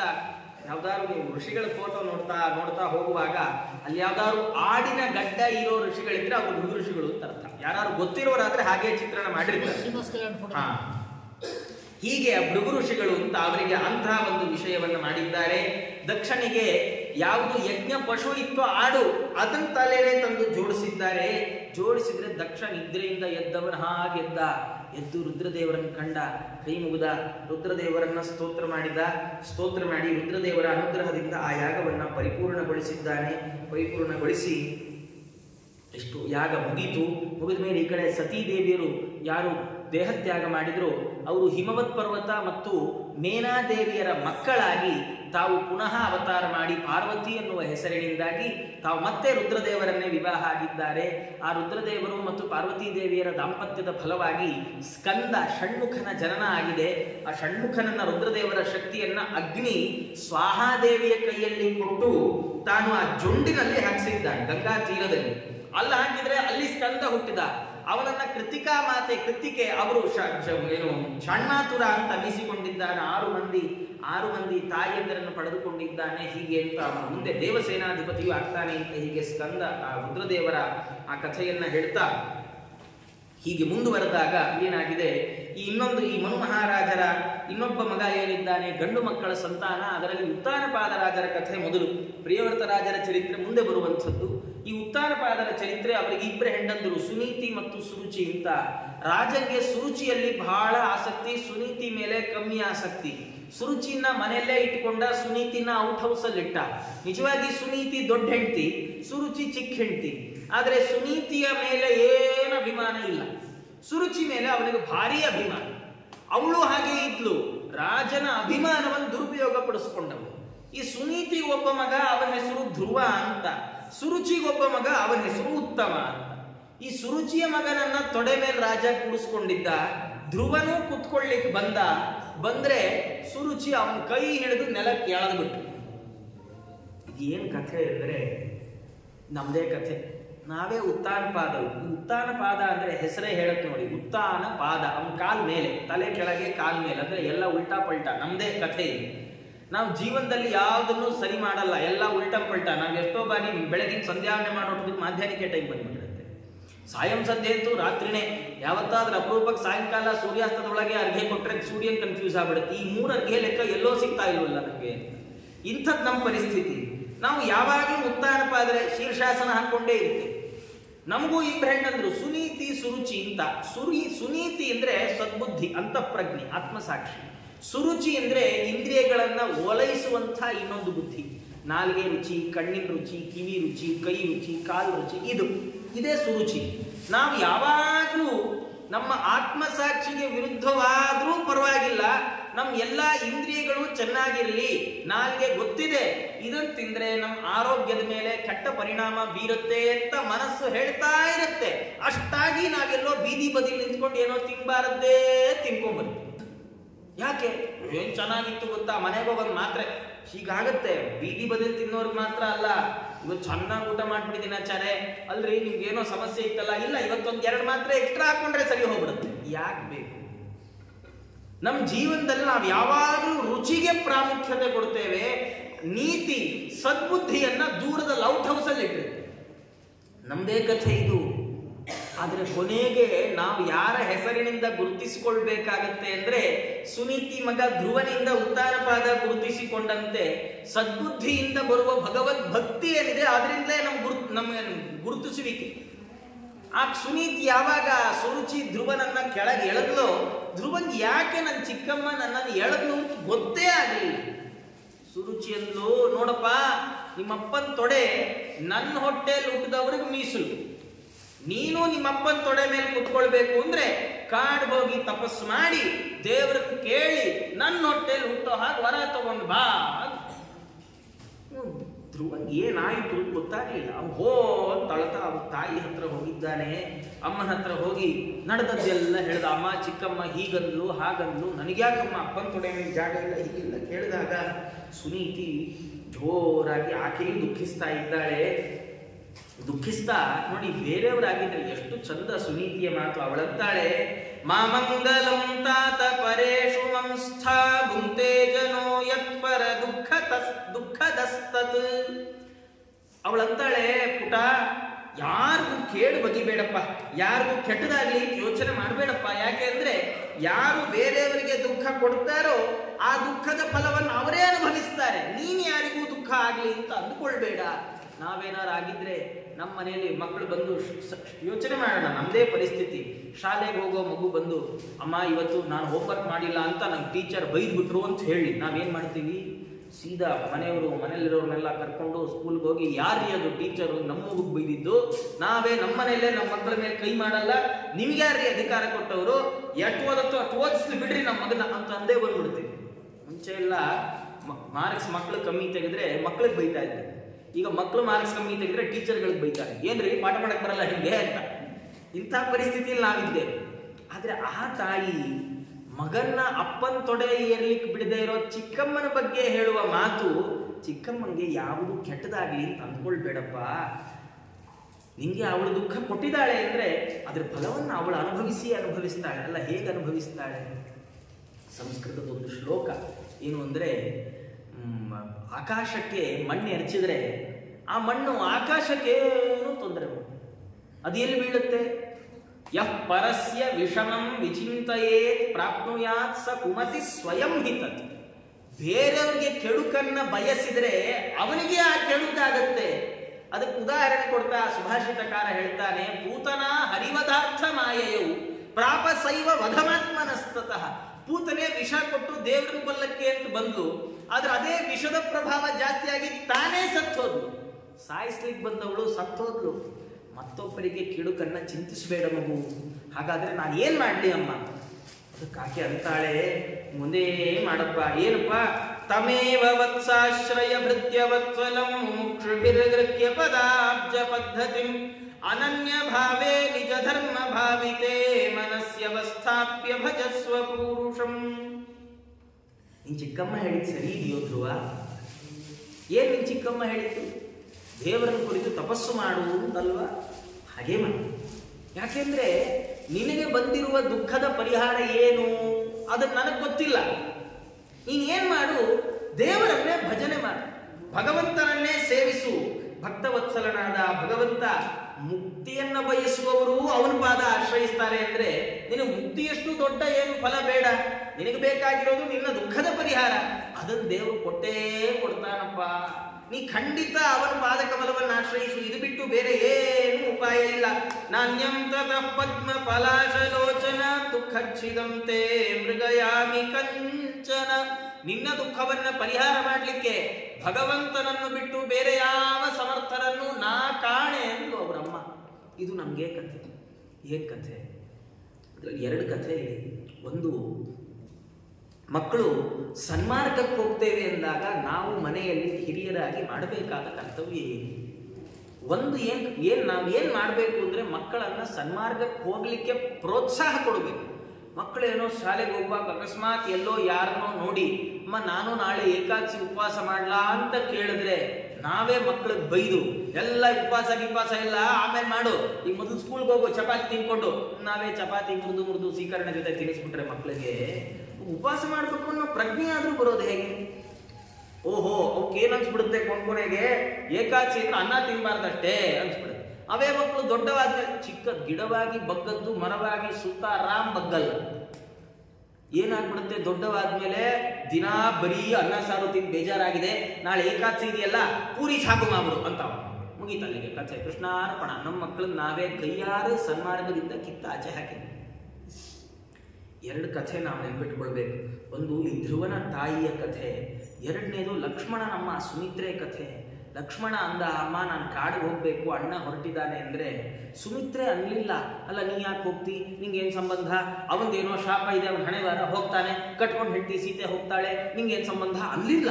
ಸುಮಿತ್ರೆ ಅನ್ನು ಸೃಷ್ಟಸ್ತಂ ವನವಾಸಾಯ, ನೀನು ಇಲ್ಲಿದ್ರೆ ನಾನೇ ನಿನ್ನನ್ನು ಬಡದು ಕಾಡ್ಗಟ್ಟಿದ್ದೆ, ನೀನು ಲಕ್ಷ್ಮಣ ನೀನು ರಾಜ್ಯದ ಸುಖವನ್ನು ಅನುಭವಿಸ್ಲಿಕ್ಕೆ ನಿನ್ನನ್ನು ನಾನು ಹಡಿಲಿಲ್ವೋ, ನಿಮ್ಮ ಅಣ್ಣನ ಜೊತೆ ಕಾಡಿಗೆ ಹೋಗ್ಲಿಕ್ಕೆ ನಿನ್ನ ಹುಟ್ಟಾಗಿದ್ದೆ, ಕಾಡಿಗೆ ಹೋಗಕ್ಕೆ ಹೊರಡು ಕಾಡಿಗೆ.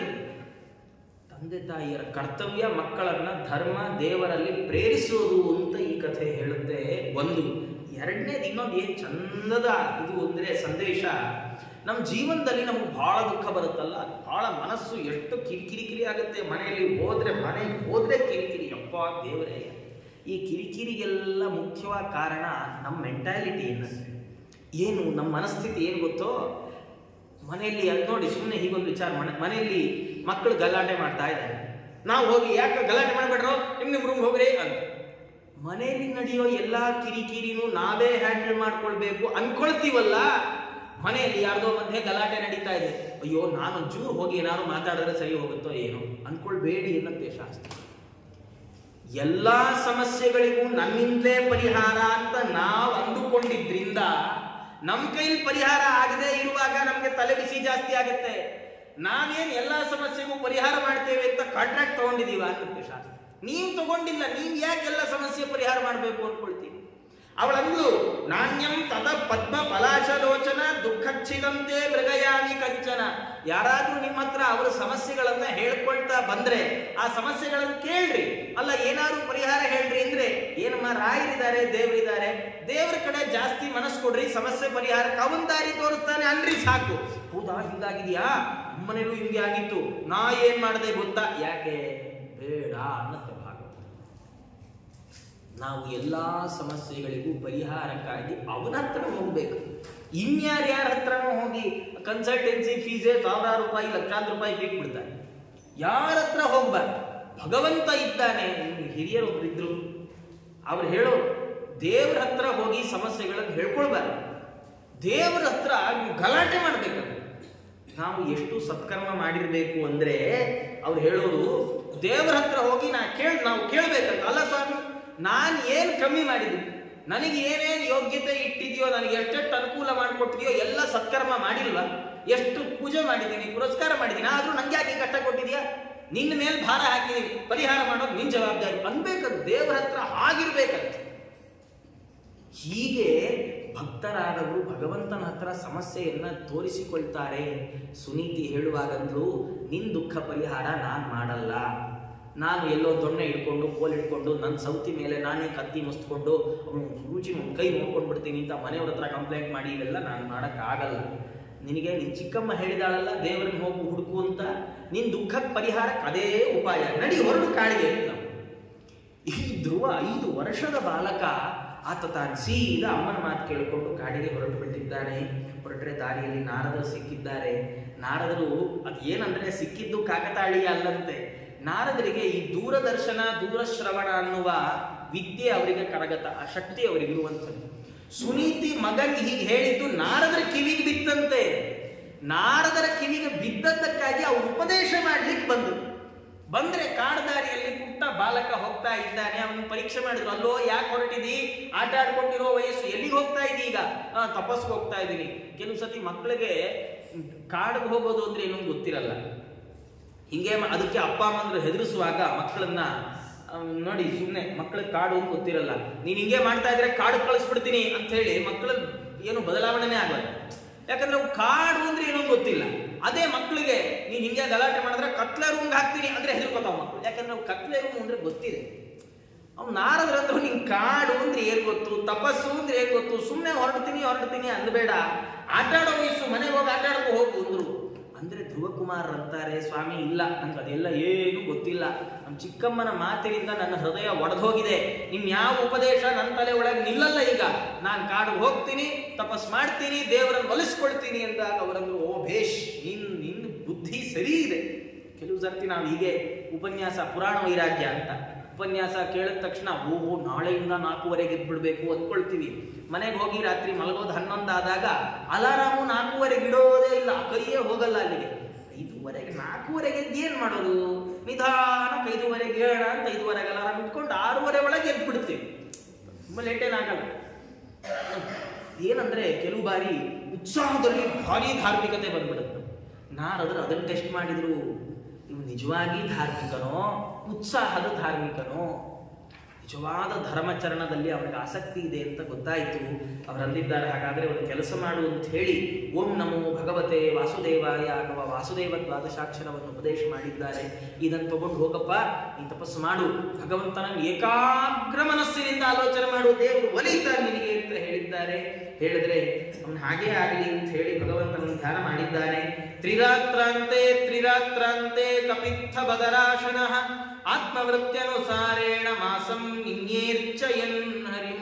5 ವರ್ಷದ ಹುಡುಗಾರಿ ಅವನು ಮೊದಲನೇ ತಿಂಗಳು ಎಂಥ ತಪಸ್ಸು ಅವನದು ಅಂದ್ರೆ ತ್ರಿರಾತ್ರಾಂತೆ ಕಪಿತ್ಥ ಬದರಾಶನ. 3 ದಿನಕ್ಕೊಂದ್ ಸರ್ತಿ ಒಂದೋ ಬೇಲದ ಇಲ್ಲ ಅಂದ್ರೆ ಬೋರೆ ಹಣ್ಣುಗಳನ್ನು ಮಾತ್ರ ತಿಂದು ಬದುಕ್ತಾ ಇದ್ದಾನೆ. 2 ದಿನಕ್ಕೊಂದ್ ಸರ್ತಿ, 3 ಗಂಟೆಗೊಂದ್ಸರ್ತಿ ಅಲ್ಲ, 3 ದಿನಕ್ಕೊಂದ್ಸರ್ತಿ. ನಾವು ಮೊದಲೇ ಚೆನ್ನಾಗಿ ಒಳ್ಳೆ ತಿಂಡಿ ತಿಂದು ಅಭ್ಯಾಸ ಇಟ್ಕೊಂಡವರು ಯಾವುದೋ ಏನೋ ಸಮಸ್ಯೆ ಆಯ್ತು ಡಾಕ್ಟರ್ ಹತ್ರ ಹೋದ್ರೆ ಡಾಕ್ಟರ್ ಹೇಳ್ಬಿಡ್ತಾರೆ ಆಗಾಗ ಏನಾದ್ರು ತಿಂತಾ ಇದೆ. ನಮಗೆ ಇನ್ನು ರೋಗಿ ಬಯಸಿದ್ದು ಹಾಲುವನ್ನ, ವೈದ್ಯ ಹೇಳಿದ್ದು ಹಾಲುವನ್ನ ನಾವು ತಿಂದು ಅವನು ಯಾಕೆ ಇದನ್ನ ನಾನು ಯಾಕೆ ಹೇಳ್ತಾ ಇದ್ದೇನೆ ಅಂದ್ರೆ ಸುಮ್ಮನೆ ಹಾಸ್ಯದ ಉದ್ದೇಶಕ್ಕಲ್ಲ. ಯಾವುದೇ ವ್ರತ ನೋಡ್ರಿ, ಅದರಲ್ಲಿ ಫಸ್ಟ್ ನಿಯಮ ಆಹಾರ ನಿಯಮ ಇರುತ್ತೆ. ನಾವು ನಮ್ಮ ತಿನ್ನುವಿಕೆಯನ್ನ ಕಂಟ್ರೋಲ್ ಮಾಡದೇ ಇದ್ರೆ ನಮ್ಮ ಜೀವನದಲ್ಲಿ ನಾವೇನನ್ನು ಕಂಟ್ರೋಲ್ ಮಾಡೋಕ್ಕಾಗಲ್ಲ. ಜಿತಂ ಸರ್ವಂ ಜಿತೇ ರಸೆ ಅನ್ನಂತೆ ಭಾಗವತ. ನಾಲಿಗೆ ಕಂಟ್ರೋಲ್ ಮಾಡ್ಕೊಂಡ್ರೆ ಎಲ್ಲಾ ವ್ರತ ಸಕ್ಸಸ್ಫುಲ್. ನಾಲಿಗೆ ಆಚೆ ಈಚೆ ಹೋಯ್ತೋ ಭಾರಿ ಕಿರಿಕಿರಿ. ನಾಲಿಗೆಯನ್ನ ಹಿಡಿತದಲ್ಲಿಟ್ಕೊಳ್ಳೋದು ಬಹಳ ಮುಖ್ಯ. ಹೊಟ್ಟೆಯನ್ನ ಕಂಟ್ರೋಲ್ ಮಾಡೋದು ತುಂಬಾ ಮುಖ್ಯ. ಹಾಗಾಗಿ ಇದನ್ನು ತೋರಿಸ್ಲಿಕ್ಕೆ ನೋಡಿ ಬೇರೆ ಏನನ್ನೂ ಹೇಳಿಲ್ಲ ಭಾಗವತ. ಧ್ರುವಕುಮಾರ ತಪಸ್ಸು ಮಾಡುವಾಗ ಹಿಂಗ್ ತಪಸ್ಸು ಮಾಡ್ದ ಹಂಗೇನು ಹೇಳಿಲ್ಲ. ಏನ್ ತಿಂದ ಅಷ್ಟೇ ಹೇಳಿದ್ರು. 3 ದಿನಕ್ಕೊಂದ್ ಸರ್ತಿ ಬದರ ಫಲಗಳು ಮತ್ತು ಕಪಿತ್ಥ ಫಲಗಳನ್ನ ತಿಂದು 1 ತಿಂಗಳು ಕಳೆದ. 2ನೇ ತಿಂಗಳಲ್ಲಿ 6 ದಿನಕ್ಕೊಂದ್ ಸರ್ತಿ ಒಣಗಿದ ಹುಲ್ಲು ಎಲೆ ತಿಂದು ತಪಸ್ಸು ಮಾಡಿದ್ನಂತ. 6 ದಿನಕ್ಕೊಂದ್ ಸರ್ತಿ. ಅದು 6 ದಿನಕ್ಕೊಂದ್ ಸರ್ತಿ ತಿನ್ನೋದು ಅಂದ್ರೆ ಹೇಗೆ? ಒಣಗಿರೋ ಹುಲ್ಲು ಎಲೆಗಳನ್ನ. ಅಂದ್ರೆ ಅದು ರುಚಿಯಾಗಿರ್ಬಾರ್ದು, ಆದ್ರೆ ದೇಹ ಧಾರಣೆಗೆ ಅನಿವಾರ್ಯ ಆಗಿರ್ಬೇಕು. ನಾವು ಒಂದಿನ ಏಕಾದಶಿ ಉಪವಾಸ ಮಾಡಿನೇ ದ್ವಾದಶಿ ದಿನ ಹಬ್ಬಬ್ಬಬ್ಬ 4-6 ತಿಂಗಳಿಂದ ಅನ್ನ ಕಂಡಿಲ್ದೇ ಇರೋರು ಹಾಗೆ ಆಡ್ತಾ ಇರ್ತಾರೆ. ಅವರು 6 ದಿನಕ್ಕೊಂದ್ ಸರ್ತಿ ತಿನ್ನೋದು. ಅದು ಏನಂತ ತಿನ್ನೋದು?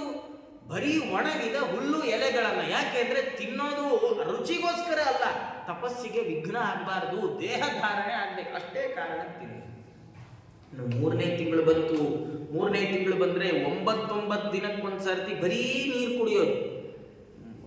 ಏನಂದ್ರೆ ಬಹಳ ಸ್ಥೂಲಕಾಯದ ವ್ಯಕ್ತಿ, ಸ್ಥೂಲಕಾಯ ಕಮ್ಮಿ ಮಾಡ್ಕೊಳ್ಬೇಕು ಅಂತ ಡಾಕ್ಟರ್ ಹತ್ರ ಹೋದ್ನಂತೆ. ಹೋದ್ರೆ ಡಾಕ್ಟರ್ ಅಂದ್ರಂತೆ, ನೀವು ದಿನ ಇನ್ಮೇಲೆ 3 ಚಪಾತಿ ತಿನ್ಬೇಕು. ಅವನು ಎಲ್ಲ ಆಯ್ತು ಡಾಕ್ಟ್ರೆ ಅಂತ ಹೋದವನು ವಾಪಸ್ ಬರ್ತಾ, ಡಾಕ್ಟ್ರೆ 3 ಚಪಾತಿ ಅಂದ್ರಲ್ಲ, ಅದು ಊಟಕ್ಕೆ ಮುಂಚೆ ತಿನ್ಬೇಕಾ ಊಟ ಆದ್ಮೇಲೆ ತಿನ್ಬೇಕಾ ಅಂತ ಕೇಳಿ. ನಮ್ಮ ಪರಿಸ್ಥಿತಿ ಹಿಂಗೆ ನೋಡಿ. ಭಾಗವತ ಹೇಳುವಾಗ ಅವರು ನೀರು ಕುಡಿದು ತಪಸ್ ಮಾಡಿದ್ರು. ಅಂದ್ರೆ ಎಲೆ ತಿಂದು ಕಷ್ಟ ಆಗಿರುತ್ತಲ್ಲ, ಹಾಗಾಗಿ ಎಲೆ ತಿಂತಾ ನೀರು ಕುಡಿದ್ರು. ಹಾಗರ್ಥ ಅಲ್ಲ. ಭಾಗವತ ಹೇಳುತ್ತೆ, ನವಮೇ ಹನಿ ಅಭಕ್ಷ. ಈ ಸಂಸ್ಕೃತದಲ್ಲಿ ಒಂದು ಕ್ರಮ ಏನಂದ್ರೆ ಅಭಕ್ಷ ಅಂದ್ರೆ ನೀರು ಮಾತ್ರ ಕುಡಿಯೋರು ಅಂತ ಅರ್ಥ. ವಾಯುಭಕ್ಷ ಅಂದ್ರೆ ಗಾಳಿ ಮಾತ್ರ ಕುಡಿಯೋರು ಅಂತ ಅರ್ಥ. ನೀರು ಕುಡಿಯೋರು ನಾವೆಲ್ಲಾನು ನೀರು ಕುಡದೆ ಕುಡಿತೀವಲ್ಲ. ಹಾಗಾದ್ರೆ ಅದೇನಂದ್ರೆ ಅಸಾಧಾರಣ್ಯೇನ ವ್ಯಪದೇಶಾಹ ಭವಂತಿ ಅಂತ ಸಂಸ್ಕೃತದಲ್ಲಿ. ಮಾಸೋಪವಾಸಿ ಅಂತ ಒಬ್ರು ಋಷಿಗಳ ಹೆಸರು. ಮಾಸೋಪವಾಸಿ ಅಂದ್ರೆ ತಿಂಗಳಿಗೊಂದ್ಸತಿ ಉಪವಾಸ ಮಾಡೋರಲ್ಲ, ತಿಂಗಳಿಡೀ ಉಪವಾಸ ಮಾಡೋರು ಅಂತ ಅರ್ಥ. ವರ್ಷೋಪವಾಸಿ ಅಂತ ಕೆಲವರು ವರ್ಷವಿಡೀ ಉಪವಾಸ ಮಾಡೋರು. ವರ್ಷವಿಡೀ ಅಂದ್ರೆ ಏನು? ಅಲ್ಲಲ್ಲ ಉಪವಾಸ ನಾವು ವರ್ಷವಿಡೀ ಮಾಡ್ತೀವಿ, ಪಕ್ಷಕ್ಕೆ ಒಂದಿನ ಮಾಡಲ್ವೇ? ವರ್ಷವಿಡೀ ಏಕಾದಶಿ ಮಾಡಿದೀವಿ ಆಚಾರ್ಯ ನಾವು ಹೇಳ್ತೀವಿ, ವರ್ಷವಿಡೀ ಏಕಾದಶಿ ನಮ್ದು ಬೇರೆ. ಅಂದ್ರೆ ಸಂಸ್ಕೃತದಲ್ಲಿ ಹೀಗೊಂದು ಕ್ರಮ. ಹಾಗಾಗಿ ಧ್ರುವಕುಮಾರರನ್ನ ಅಭಕ್ಷ, ನೀರು ಕುಡಿದು ತಪಸ್ಸು ಮಾಡಿದ್ರು, ನೀರು ಮಾತ್ರ ಕುಡಿತಾ ಇದ್ದಾರೆ. ಇನ್ನು ಮುಂದಿನ ತಿಂಗಳು ಬಂತು, ಆಗ 12 ದಿನಕ್ಕೊಮ್ಮೆ ವಾಯುಭಕ್ಷ. ನೋಡಿ, ಗಾಳಿ ಕುಡಿಯೋದು. ಗಾಳಿ ಕುಡಿಯೋದು ಅಂದ್ರೆ ಏನು? ಉಸಿರಾಡೋದು. ಯಾಕಂದ್ರೆ ಅಂತ ಗಾಳಿ ಕುಡಿಯಕ್ ಬರಲ್ಲ, ಗಾಳಿ ಕುಡಿಲಿಕ್ಕಾಗೋ ವಸ್ತು ಅಲ್ಲ.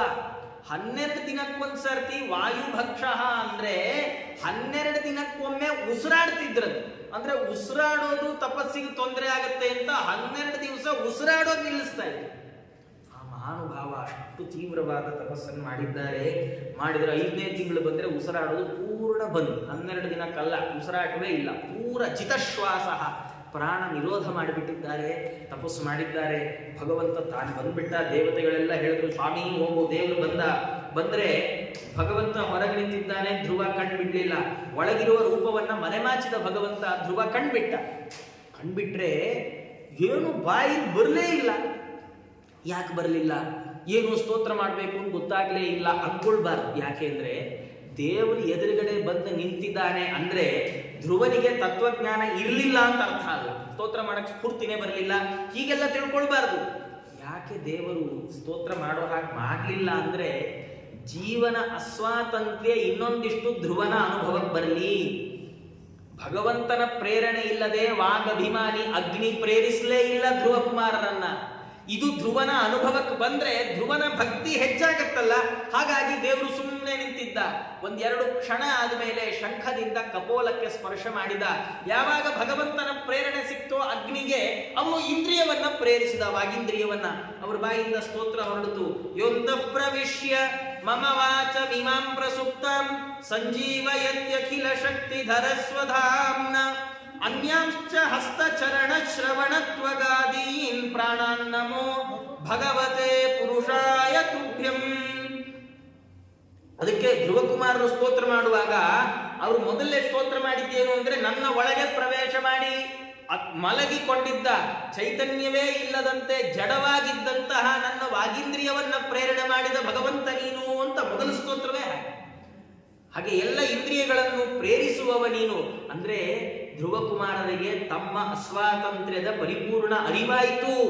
ಅರಿವಾದ ಕಾರಣದಿಂದ ಅವರು ಸ್ತೋತ್ರ ಮಾಡುವಾಗ, ಸ್ವಾಮಿ ನೀನ್ ಪ್ರೇರಿಸಿದ್ರೆ ನನ್ನ ಇಂದ್ರಿಯ ಉಂಟು, ನಾವು ಅನ್ಕೊಂಡಿದ್ದೇವೆ ಈ ಮಾತ್ರೆ ತಗೊಂಡು ಇಂಥ ಎಕ್ಸಸೈಸ್ ಮಾಡಿ ಈ ಎಣ್ಣೆ ಹಚ್ಕೊಂಡ್ಬಿಟ್ರೆ, ಈಗ ಟಿವಿಲೆಲ್ಲ ಬರುತ್ತಲ್ಲ, ಇಂಥ ಎಣ್ಣೆಗಳೆಲ್ಲ ಹಚ್ಕೊಂಡ್ಬಿಟ್ರೆ ಮಂಡಿ ನೋವು 1 ತಿಂಗಳಲ್ಲೇ ವಾಸಿ. ನಮ್ಮ ಮಂಡಿ ನೋವಲ್ಲ, ಮಂಡಿನೇ ವಾಸಿ ಆಗ್ಬಿಡುತ್ತೆ, ಕೆಲ್ಸಕ್ಕೆ ಬರದೇ ಇರೋ ಆಗ್ಬಿಡುತ್ತೆ ಕೊನೆಗದು. ನಾವು ಇದನ್ನೆಲ್ಲ ಮಾಡ್ಬೇಕ್ರಿ. ಬಾಹ್ಯವಾದಂತಹ ಎಲ್ಲ ಔಷಧೋಪಚಾರಗಳನ್ನು ಮಾಡಬೇಕು. ಆದ್ರೆ ಮಾಡುವಾಗ, ಯಾಕೆಂದ್ರೆ ನಮ್ಗೆ ಬರೀ ದೇವರ ಮೇಲೆ ಭಾರ ಹಾಕಿ ದೇವರನ್ನೇ ನಂಬುವಷ್ಟು ಉತ್ತಮವಾದ ಮನಸ್ಥಿತಿ ಇಲ್ಲ. ನಮ್ಗೆ ಯಾವಾಗಲೂ ದೇವರ ಬಗ್ಗೆ ಡೌಟ್ ಇದ್ದೇ ಇರುತ್ತೆ. ಹಾಗಾಗಿ ಈ ಔಷಧೋಪಚಾರಗಳನ್ನೆಲ್ಲ ಮಾಡುವಾಗ ಔಷಧಂ ಜಾಹ್ನವೀತೋಯಂ ವೈದ್ಯೋ ನಾರಾಯಣೋ ಹರಿಹಿ, ಈ ಚಿಂತನೆ ನಮ್ಮ ತಲೆಯಲ್ಲಿ ಯಾವಾಗಲೂ ಇರಬೇಕು. ಈ ತಗೊಳ್ಳುವ ಔಷಧದ ಒಳಗಿದ್ದು ನನ್ನ ದೇಹವನ್ನ ಪ್ರವೇಶ ಮಾಡಿ ದೇಹದ ಒಳಗಿರುವ ಇಂದ್ರಿಯಗಳಿಗೆಲ್ಲ ಚೈತನ್ಯವನ್ನ ಕೊಟ್ಟು ನನ್ನ ರೋಗ ವಾಸಿ ಆಗುವ ಹಾಗೆ ನೋಡು ಸ್ವಾಮಿ ಅಂತ ದೇವರನ್ನು ಕೇಳ್ಕೊಂಡ್ರೆ ವಾಸಿ ಆಯ್ತು, ಇಲ್ಲಿದ್ರಿಲ್ಲ. ಹೀಗೆ ಅವರು ಸ್ತೋತ್ರ ಮಾಡಿದ್ದಾರೆ. ಭಗವಂತ ಅವರಿಗೆ ಅನುಗ್ರಹವನ್ನ ಮಾಡಿದ್ದಾನೆ. ನೀ ಏನ್ ಚಿಂತೆ ಪಡಬೇಡಪ್ಪ, ನೀ ಏನೇನೇನೇನು ಅನ್ಕೊಂಡಿದೆಯೋ ಎಲ್ಲ ಆಗತ್ ಹೋಗು. ನಿನ್ನ ತಂದೆ ನಿಂಗೆ ರಾಜ್ಯ ಕೊಡ್ತಾನೆ, ನೀ 36,000 ವರ್ಷ ರಾಜ್ಯ ಆಳ್ತಿ. ನಿನ್ನ ವಿರೋಧ ಮಾಡಿದ ನಿನ್ ಚಿಕ್ಕಮ್ಮ ಮಗನನ್ನ ಯಾವುದೋ ಯಕ್ಷ ಕೊಂದ ಅನ್ನುವ ಬೇಸರದಲ್ಲಿ ಕಾಡಿಗಿಚ್ಚು ಪ್ರವೇಶ ಮಾಡಿಬಿಡ್ತಾಳೆ. ನಿಂಗೆ ಯಾರ ವಿರೋಧ ಇಲ್ಲ, ಎಲ್ಲ ಕ್ಷೇಮ ಆಗತ್, ನಡಿ ಅಂತ ಮನೆಗೆ ಕಳಿಸಿದ್ರೆ ಧ್ರುವಕುಮಾರರು ಮನೆಗೆ ಬರ್ತಾ ಬೈಕೊಂಡ್ರೆ, ದೇವರೇ ಬಂದ್ ಎದುರುಗಡೆ ಏನ್ ಬೇಕು ಅಂತ ನಾನು ಕೇಳಿದ್ರೆ ರಾಜ್ಯ ಕೊಡು ಅಂತ ಕೇಳ್ಕೊಂಡ್ ಬಂದ್ಬಿಟ್ನಲ್ಲ, ನಂದು ಎಂಥ ದುರ್ದೈವ ಅಂತ ಅವ್ರು ಬೈಕೊಂಡ್ರು ಅಂತ. ಇದು ನಮ್ಮ ಕಥೆ. ನಿಜವಾಗಿ ಧ್ರುವಕುಮಾರರಿಗೆ ಧ್ರುವ ಪದವಿಗೆ ಹೋಗುವ ಯೋಗ್ಯತಾ ಇದೆ. ಯೋಗ್ಯರಿಗೆ ದೇವರು ಯೋಗ್ಯವಾದ್ದನ್ನು ಕೊಟ್ರೆ ಅವ್ರು ಅದಕ್ಕೆ ಬೈಕೊಳ್ಳೋಲ್ಲ. ಆದ್ರೆ ಅವ್ರು ಏನ್ ಹೇಳಿದ್ದು ಅಂದ್ರೆ, ಅಯೋಗ್ಯರಾದವರು ಇದನ್ನ ಅಪೇಕ್ಷೆ ಪಡಬಾರದು. ನಾವು ನಮ್ಮ ಯೋಗ್ಯತೆ ಗೊತ್ತಿಲ್ಲದೆ ದೇವರ ಹತ್ರ ಸಿಕ್ಕಿದ್ದನ್ನು ಬೇಡ್ಕೊಳ್ಬಾರದು ಅಂತ ತೋರಿಸ್ಲಿಕ್ಕೆ ಧ್ರುವಕುಮಾರರು ತಮ್ಮನ್ನು ತಾವು ಬೈದುಕೊಂಡ ಹಾಗೆ ಮಾಡಿಕೊಂಡಿದ್ದಾರೆ. ಹೀಗೆ ಆ ಧ್ರುವಕುಮಾರರು ತಾವು ಬಂದಿದ್ದಾರೆ, ರಾಜ್ಯಕ್ಕೆ ಮರಳಿ ಬಂದಿದ್ದಾರೆ. ಅವರಿಗೆ 2 ಹೆಂಡಂದಿರು, ಒಂದು ಶಿಂಶುಮಾರ ರೂಪಿ ಭಗವಂತ ತನ್ನ ಮಗಳನ್ನೇ ಕೊಟ್ಟಿದ್ದಾನೆ. ಯಾವಾಗ ದೇವರೇ ಮಗಳನ್ನು ಕೊಟ್ಟ ಆಗ ವಾಯುದೇವರು ತಮ್ಮ ಮಕ್ಕಳನ್ನ ಕೊಟ್ಟಿದ್ದಾರೆ. ಹೀಗೆ ಭ್ರಮಿ ಮತ್ತು ಇಳ ಅಂತ ಇಬ್ಬರು ಹೆಂಡತಿಯರನ್ನು ಮದುವೆ ಆಗಿದ್ದಾರೆ. ಅವರಲ್ಲಿ 3 ಮಂದಿ ಮಕ್ಕಳಾಗಿದ್ದಾರೆ. ವತ್ಸರ, ಉತ್ಕಲ, ಕಲ್ಪ ಮತ್ತು ವತ್ಸರ ಅಂತ.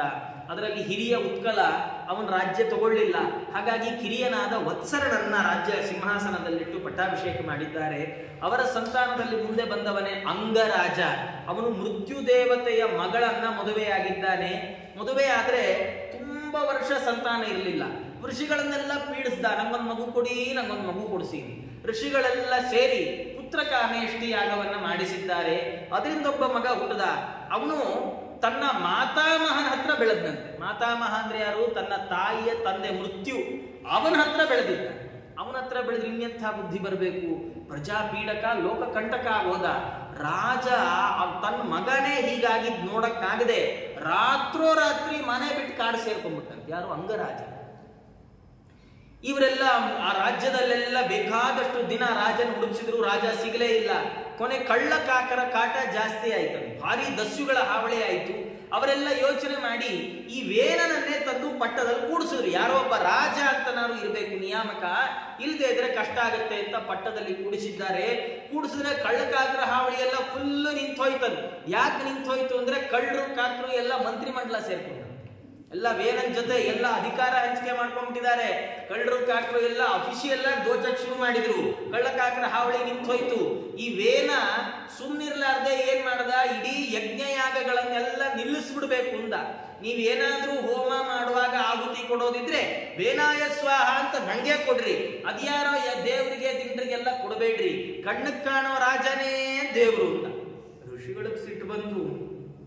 ಅವರಂದ್ರು ಇವನು ಎಂಥವನು ಇವನು? ಅವ್ರು ಏನ್ ಮಾಡಿದ್ದಾರೆ? ಬೇಕಾದಷ್ಟು ತಿಳಿ ಹೇಳಿದ್ರು. ವೇನ ಕೇಳಲೇ ಇಲ್ಲ.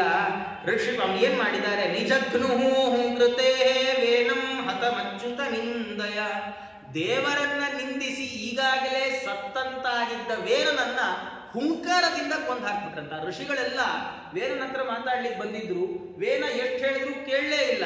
ಋಷಿಗಳ ಕೋಪದಿಂದ ಒಂದ್ಸರ್ತಿ ಅಂದ್ರೆ ಅವನು ಸುಟ್ಟೇ ಹೋದವೆ. ಸರಿ, ವೇನ ಸುಟ್ಟ, ವಾಪಸ್ ಕಳ್ಳರ ಕಾಟ ಜಾಸ್ತಿ ಆಯ್ತು. ಏನ್ ಮಾಡಿದ್ದಾರೆ? ಆ ವೇನನ ದೇಹವನ್ನ ಮಥನ ಮಾಡಿದ್ದಾರೆ. ಮೊದಲು ಅವನ ತೊಡೆಯನ್ನ ಮಥನ ಮಾಡಿದ್ರೆ ಒಬ್ಬ ಕುಳ್ಳಗಿನ ವ್ಯಕ್ತಿ ಬಂದ.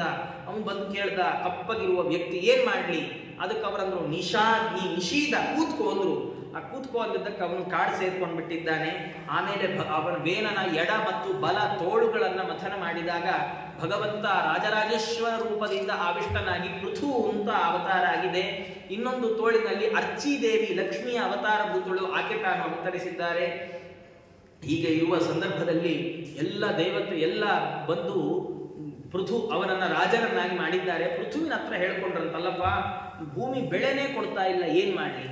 ಪೃಥು ಭೂಮಿನ ಹಿಡ್ಕೊಂಡ, ವಿಚಾರಿಸ್ದ. ಗೋರೂಪಧರಳಾಗಿ ಓಡ್ ಹೋಗ್ತಾ ಇದ್ಲು, ಅವಳನ್ನು ಹಿಡ್ದ. ಏನಮ್ಮ ಬೆಳೆ ಕೊಡ್ತಾ ಇಲ್ಲಲ್ಲ, ಯಾಕೆ? ಅವಳಂದು, ನೋಡು, ಬ್ರಹ್ಮದೇವರು ಕಾಳುಗಳನ್ನ ಬೇಳೆಗಳನ್ನ ಸೃಷ್ಟಿ ಮಾಡಿದ್ದು ಸದ್ವಿನಿಯೋಗ ಆಗ್ಲಿಕ್ಕೆ ಅಂತ. ಆದ್ರೆ ಅಪಾಲಿತಾನೃತಾಸ್ತ ಭವದ್ಭಿರ್ಲೋಕಪಾಲಕೈ ಚೌರೀಭೂತೇಥ ಲೋಕೇಹಂ ಯಜ್ಞಾರ್ಥೇ ಗ್ರಸಮೌಷಧೀ. ಯಜ್ಞಕ್ಕೋಸ್ಕರ ಈ ಎಲ್ಲ ಸಂಪತ್ತುಗಳ ವಿನಿಯೋಗ ಆಗಬೇಕು ಅಂತ ಬ್ರಹ್ಮದೇವರು ಸೃಷ್ಟಿ ಮಾಡಿದ್ರು. ಆದ್ರೆ ಇಡೀ ಜಗತ್ತು ಕಳ್ಳರು ತುಂಬಿಕೊಂಡ ಹಾಗಾಗಿ ರಾಜನಾಗಿರ್ಬೇಕಾದವನು ನೋಡ್ಕೊಳ್ಬೇಕಾದವನು ನೋಡದೇ ಇದ್ದದ್ರಿಂದಾಗಿ ಅದೆಲ್ಲ ಇವತ್ತಲ್ಲ ನಾಳೆ ಹಾಳಾಗಬಾರ್ದು ಅಂತ ಯಜ್ಞಕ್ಕೆ ಬರ್ಲಿ ಅಂತ ನಾನೇ ನುಂಗಿಬಿಟ್ಟೆ ಎಂದು. ಅಂದ್ರೆ ನಮ್ಗೆ ಕ್ಷಾಮ ಡಾಮರಗಳು ಬರ್ತಾ ಇದ್ದಾವೆ ಅಂದ್ರೆ ಅರ್ಥ ಏನು? ಯಾರನ್ನೂ ದೂಷಿಸಿ ಉಪಯೋಗ ಇಲ್ಲ. ಕ್ಷಾಮ ಡಾಮರಗಳು ಬರ್ತಾ ಇದ್ದಾವೆ, ನಾವು ಹಿಡಿದ ಕೆಲಸ ಸಫಲ ಆಗ್ತಾ ಇಲ್ಲ ಅಂದ್ರೆ ಅರ್ಥ ನಮ್ಮನ್ನು ನಾವು ತಿದ್ಕೊಳ್ಬೇಕು. ರಾಜನಾದವರು ಸರಿ ಇರಬೇಕು, ಪ್ರಜೆಗಳಾದವರು ಸದ್ವಿಚಾರವಂತರಾಗಿರ್ಬೇಕು. ಹೀಗಿದ್ದಾಗ ಪೃಥ್ವಿ ಸಸ್ಯ ಭರಿತವಾಗಿರುತ್ತೆ. ಇಲ್ಲದಿದ್ರೆ ಭೂಮಿ ತಾನೇ ನುಂಗಿ ಬಿಡ್ತಾಳೆ. ಅವಳು ಹಾಗಾದ್ರೆ ವಾಪಸ್ ಕೊಡುವಂತ ಪೃಥು ಎಲ್ಲಿ ನುಂಗಿದ್ದೆಲ್ಲ ಹಾಲಾಗ್ಬಿಟ್ಟಿದೆ, ಬೇಕಾದ್ರೆ ಕರ್ಕೋ ಅಂದ್ರೆ ಪೃಥು ಎಲ್ಲ ಸಸ್ಯಗಳನ್ನ ತಾನು ದೋಹನ ಮಾಡಿಕೊಂಡಿದ್ದಾನೆ, ಕರೆದುಕೊಂಡಿದ್ದಾನೆ. ಹೀಗೆ ಪೃಥು ಮಹಾರಾಜ ಅದ್ಭುತವಾದ ರೀತಿಯಲ್ಲಿ ತಾನು ಕರ್ಮವನ್ನ ಮಾಡಿದ್ದಾನೆ ಅಂತ ಹೇಳ್ತಾ ಇದೇ ವಂಶದಲ್ಲಿ ಮುಂದುವರೆದು ಬರ್ಹಿಷ್ಮಾನ್ ಅನ್ನುವಂತಹ ಒಬ್ಬ ರಾಜ ತಾನು ಹುಟ್ಟಿದ್ದಾನೆ. ಅವನು ಎಷ್ಟು ವಿಚಿತ್ರ ಅಂದ್ರೆ ಯಸ್ಯೇದಂ ದೇವಯಜನ ಮನುಯಜ್ಞಂ ವಿತನ್ವತಃ ಪ್ರಾಚೀನಾಗ್ರೈ ಕುಶೈರಾಸೀದಸ್ತ್ರತಂ ವಸುಧಾತಲಂ. ಇವನು ಹೋಮ ಮಾಡೋದು ಬಹಳ ಹುಚ್ಚು, ಕಾಮ್ಯ ಕರ್ಮದಲ್ಲಿ ಬಹಳ ಆಸಕ್ತಿ. ಅವನು ಹೋಮ ಮಾಡಕ್ಕೆ ಅಂತ ಎಲ್ಲ ಕಡೆ ಯಜ್ಞಶಾಲೆ ಮಾಡಿ ಮಾಡಿ ಪೂರ್ವಾಭಿಮುಖವಾಗಿ ದರ್ಭೆ ಹಾಕಿ ಹಾಕಿ ಹಾಕಿ ಇಡೀ ಜಗತ್ತು ದರ್ಭೆಯಿಂದ ತುಂಬಿ ಹೋಯ್ತದೆ. ಎಷ್ಟು ದರ್ಭೆಯನ್ನ ಇವನು ಪೂರ್ವಾಭಿಮುಖವಾಗಿ ಹಾಕಿದ್ದ ಅಂದ್ರೆ ಇವನಿಗೆ ಪ್ರಾಚೀನ ಬರಹಿ, ಬರಹಿ ಅಂದ್ರೆ ಒಂದು ಬಗೆಯ ದರ್ಭೆ, ಪ್ರಾಚೀನ ಪೂರ್ವ ದಿಕ್ಕಿಗೆ ದರ್ಭೆ ಹಾಕಿ ಹಾಕಿ ಇವನ ಹೆಸರೇ ಪ್ರಾಚೀನ ಬರಹಿ ಅಂತ ಆಗೋಯ್ತು. ಇಷ್ಟೊಂದು ಕಾಮ್ಯ ಕರ್ಮದಲ್ಲಿ ಆಸಕ್ತನಾಗಿದ್ದ. ಅವನಿಗೆ ಪ್ರಚೇತಸರು ಅಂತ ಮಕ್ಕಳಾಗಿದ್ದಾರೆ. ಸಮುದ್ರನ ಮಗಳಾದ ಶತಧೃತಿಯನ್ನ ಮದುವೆಯಾದ ಇವನಿಗೆ ಪ್ರಚೇತಸರು ಅಂತ ಮಕ್ಕಳಾಗಿದ್ದಾರೆ 10 ಮಂದಿ. ಇವರನ್ನೆಲ್ಲ ನೀವು ಮುಂದೆ ಸೃಷ್ಟಿಯನ್ನು ಮುಂದುವರಿಸಿರಿಂದ ಅವರೆಲ್ಲ ರುದ್ರದೇವರ ಉಪದೇಶವನ್ನ ಪಡೆದುಕೊಂಡು ತಾವು ತಪಸ್ಸು ಮಾಡಲಿಕ್ಕೆ ಅಂತ ಹೊರಟಿದ್ದಾರೆ. ಹೊರಟ್ರೆ ಈ ಕಡೆ ರಾಜನ ಹತ್ರ ನಾರದರು ಬಂದಂದ್ರು, ನೋಡಪ್ಪ ನೀನು ಬಹಳ ತಪ್ಪು ಕೆಲಸ ಮಾಡ್ತಾ ಇದ್ದಿ, ಕಾಮ್ಯ ಕರ್ಮ ಯಾವತ್ತೂ ಮನುಷ್ಯನ ಉದ್ಧಾರ ಮಾಡೋಲ್ಲ, ಹಾಳು ಮಾಡುತ್ತೆ, ಅದಕ್ಕೆ ನಿಂಗೊಂದು ಕಥೆ ಹೇಳ್ತೇನೆ ಕೇಳು ಅಂತ ಹೇಳಿ ಅವನು ಒಬ್ಬ ಆಸೀತ್ ಪುರಂಜನೋ ನಾಮ ರಾಜ ರಾಜನ್ ಬೃಹಚ್ರವಾಹ. ಪುರಂಜನ ಅಂತ ಹಿಂದೊಬ್ಬ ರಾಜ ಇದ್ದ. ಅವನು ತನ್ನ ವಾಸಕ್ಕೆ ಯೋಗ್ಯವಾದಂತಹ ಅವನಿಗೆ ಅವಿಜ್ಞಾತ ಅಂತ ಒಬ್ಬ ಮಿತ್ರನೂ ಇದ್ದ. ಅವನು ಏನ್ ಮಾಡಿದ್ದಾನೊಮ್ಮೆ ಮಿತ್ರನನ್ನು ಬಿಟ್ಟು ಒಬ್ಬನೇ ಯೋಗ್ಯವಾದ ಪಟ್ಟಣವನ್ನು ಹುಡುಕ್ತಾ ಸಂಚಾರ ಮಾಡ್ತಾ ಇದ್ದಾನೆ. ಮಾಡೋ ಕಾಲಕ್ಕೆ ದಕ್ಷಿಣದಲ್ಲಿ, ಭಾರತ ಭೂಮಿಯ ದಕ್ಷಿಣ ಭಾಗದಲ್ಲಿ ವಾಸಯೋಗ್ಯವಾದ ಒಳ್ಳೆ ಪಟ್ಟಣ ಕಂಡಿದೆ, ನವದ್ವಾರಯುಕ್ತವಾದಂತಹ ಪಟ್ಟಣ. ಆ ಪಟ್ಟಣಕ್ಕೊಬ್ಬಳು ಒಡತಿ ಇದ್ದಾಳೆ, ಆಕೆಯ ಹೆಸರು ಪುರಂಜನಿ ಅಂತ. ಅವಳಿಗೆ 10 ಮಂದಿ ಸೇವಕರು, ಒಬ್ಬ ಮುಖ್ಯನಾದ ಸೇವಕ. ಅದರಲ್ಲಿ ಆ ಇಡೀ ಏನು ಪಟ್ಟಣದ ಸಂರಕ್ಷಣೆಗೆ 5 ಹೆಡೆಯ ಒಂದು ಸರ್ಪ, ಆ ಸರ್ಪ ನಿಯುಕ್ತವಾಗಿದೆ. ಅವಳನ್ನು ನೋಡಿದ ರಾಜ, ಅವಳ ರೂಪಕ್ಕೆ ಮನಸೋತ, ಅವಳು ಇವನಿಗೆ ಮನಸೋತು. ಇಬ್ರು ಗಾಂಧರ್ವ ವಿಧಿಯಿಂದ ಮದುವೆ ಮಾಡಿಕೊಂಡ್ರು. ಏನು ಭಾರಿ ಭಾರಿ ಸಂಸಾರ ನಡೆಸ್ತಾ ಇದ್ದಾರೆ. ತನ್ನ ಹಾವಭಾವಗಳಿಂದಾಗಿ ಪುರಂಜನನನ್ನ ವಶಪಡಿಸಿಕೊಂಡ್ಬಿಟ್ಟಿದ್ದಾಳೆ. ಪುರಂಜನಿಗೂ ಬೇರೆ ಏನು ಬೇಡ, ಅವನು ಸುಖವಾಗಿ ಅವಳ ಜೊತೆಗೇ ವಾಸ ಮಾಡ್ತಾ ಇದ್ದಾನೆ. ಹೀಗೆ ವಾಸ ಮಾಡೋ ಕಾಲಕ್ಕೆ ಏನಾಗಿದೆ, ಅವನಿಗೆ 1100 ಮಂದಿ ಗಂಡು ಮಕ್ಕಳು, 110 ಮಂದಿ ಹೆಣ್ಣು ಮಕ್ಕಳು ಹುಟ್ಟಿದ್ದಾರೆ. ಅವರೆಲ್ಲರಿಗೂ ಮದುವೆ ಮಾಡ್ದ, ಅವರಿಗೆಲ್ಲ ಮಕ್ಕಳಾಯ್ತು. ಹೀಗೆ ಆ ಇಡೀ ಪಾಂಚಾಲ ದೇಶ ಅದು ಪುರಂಜನ ಸಂತತಿಯಿಂದ ತುಂಬ ಹೋಗ್ಬಿಡ್ತು. ಹೀಗಿರುವ ಸಂದರ್ಭದಲ್ಲಿ ಒಮ್ಮೆ ಏನಾಗಿದೆ, ಅವನ ಮುಪ್ಪಿನ ಕಾಲ ಬಂದೇ ಬಿಡ್ತು. ಬಂದ್ರೆ ಏನಾಯ್ತು, ನೆರೆ ರಾಜ್ಯದಲ್ಲೊಬ್ಬ ಚಂಡವೇಗ ಅನ್ನುವ ಗಂಧರ್ವ ಇದ್ದ. ಅವನಿಗೆ 360 ಗಂಧರ್ವ ಸೈನಿಕರು, 360 ಗಂಧರ್ವೀಯರು.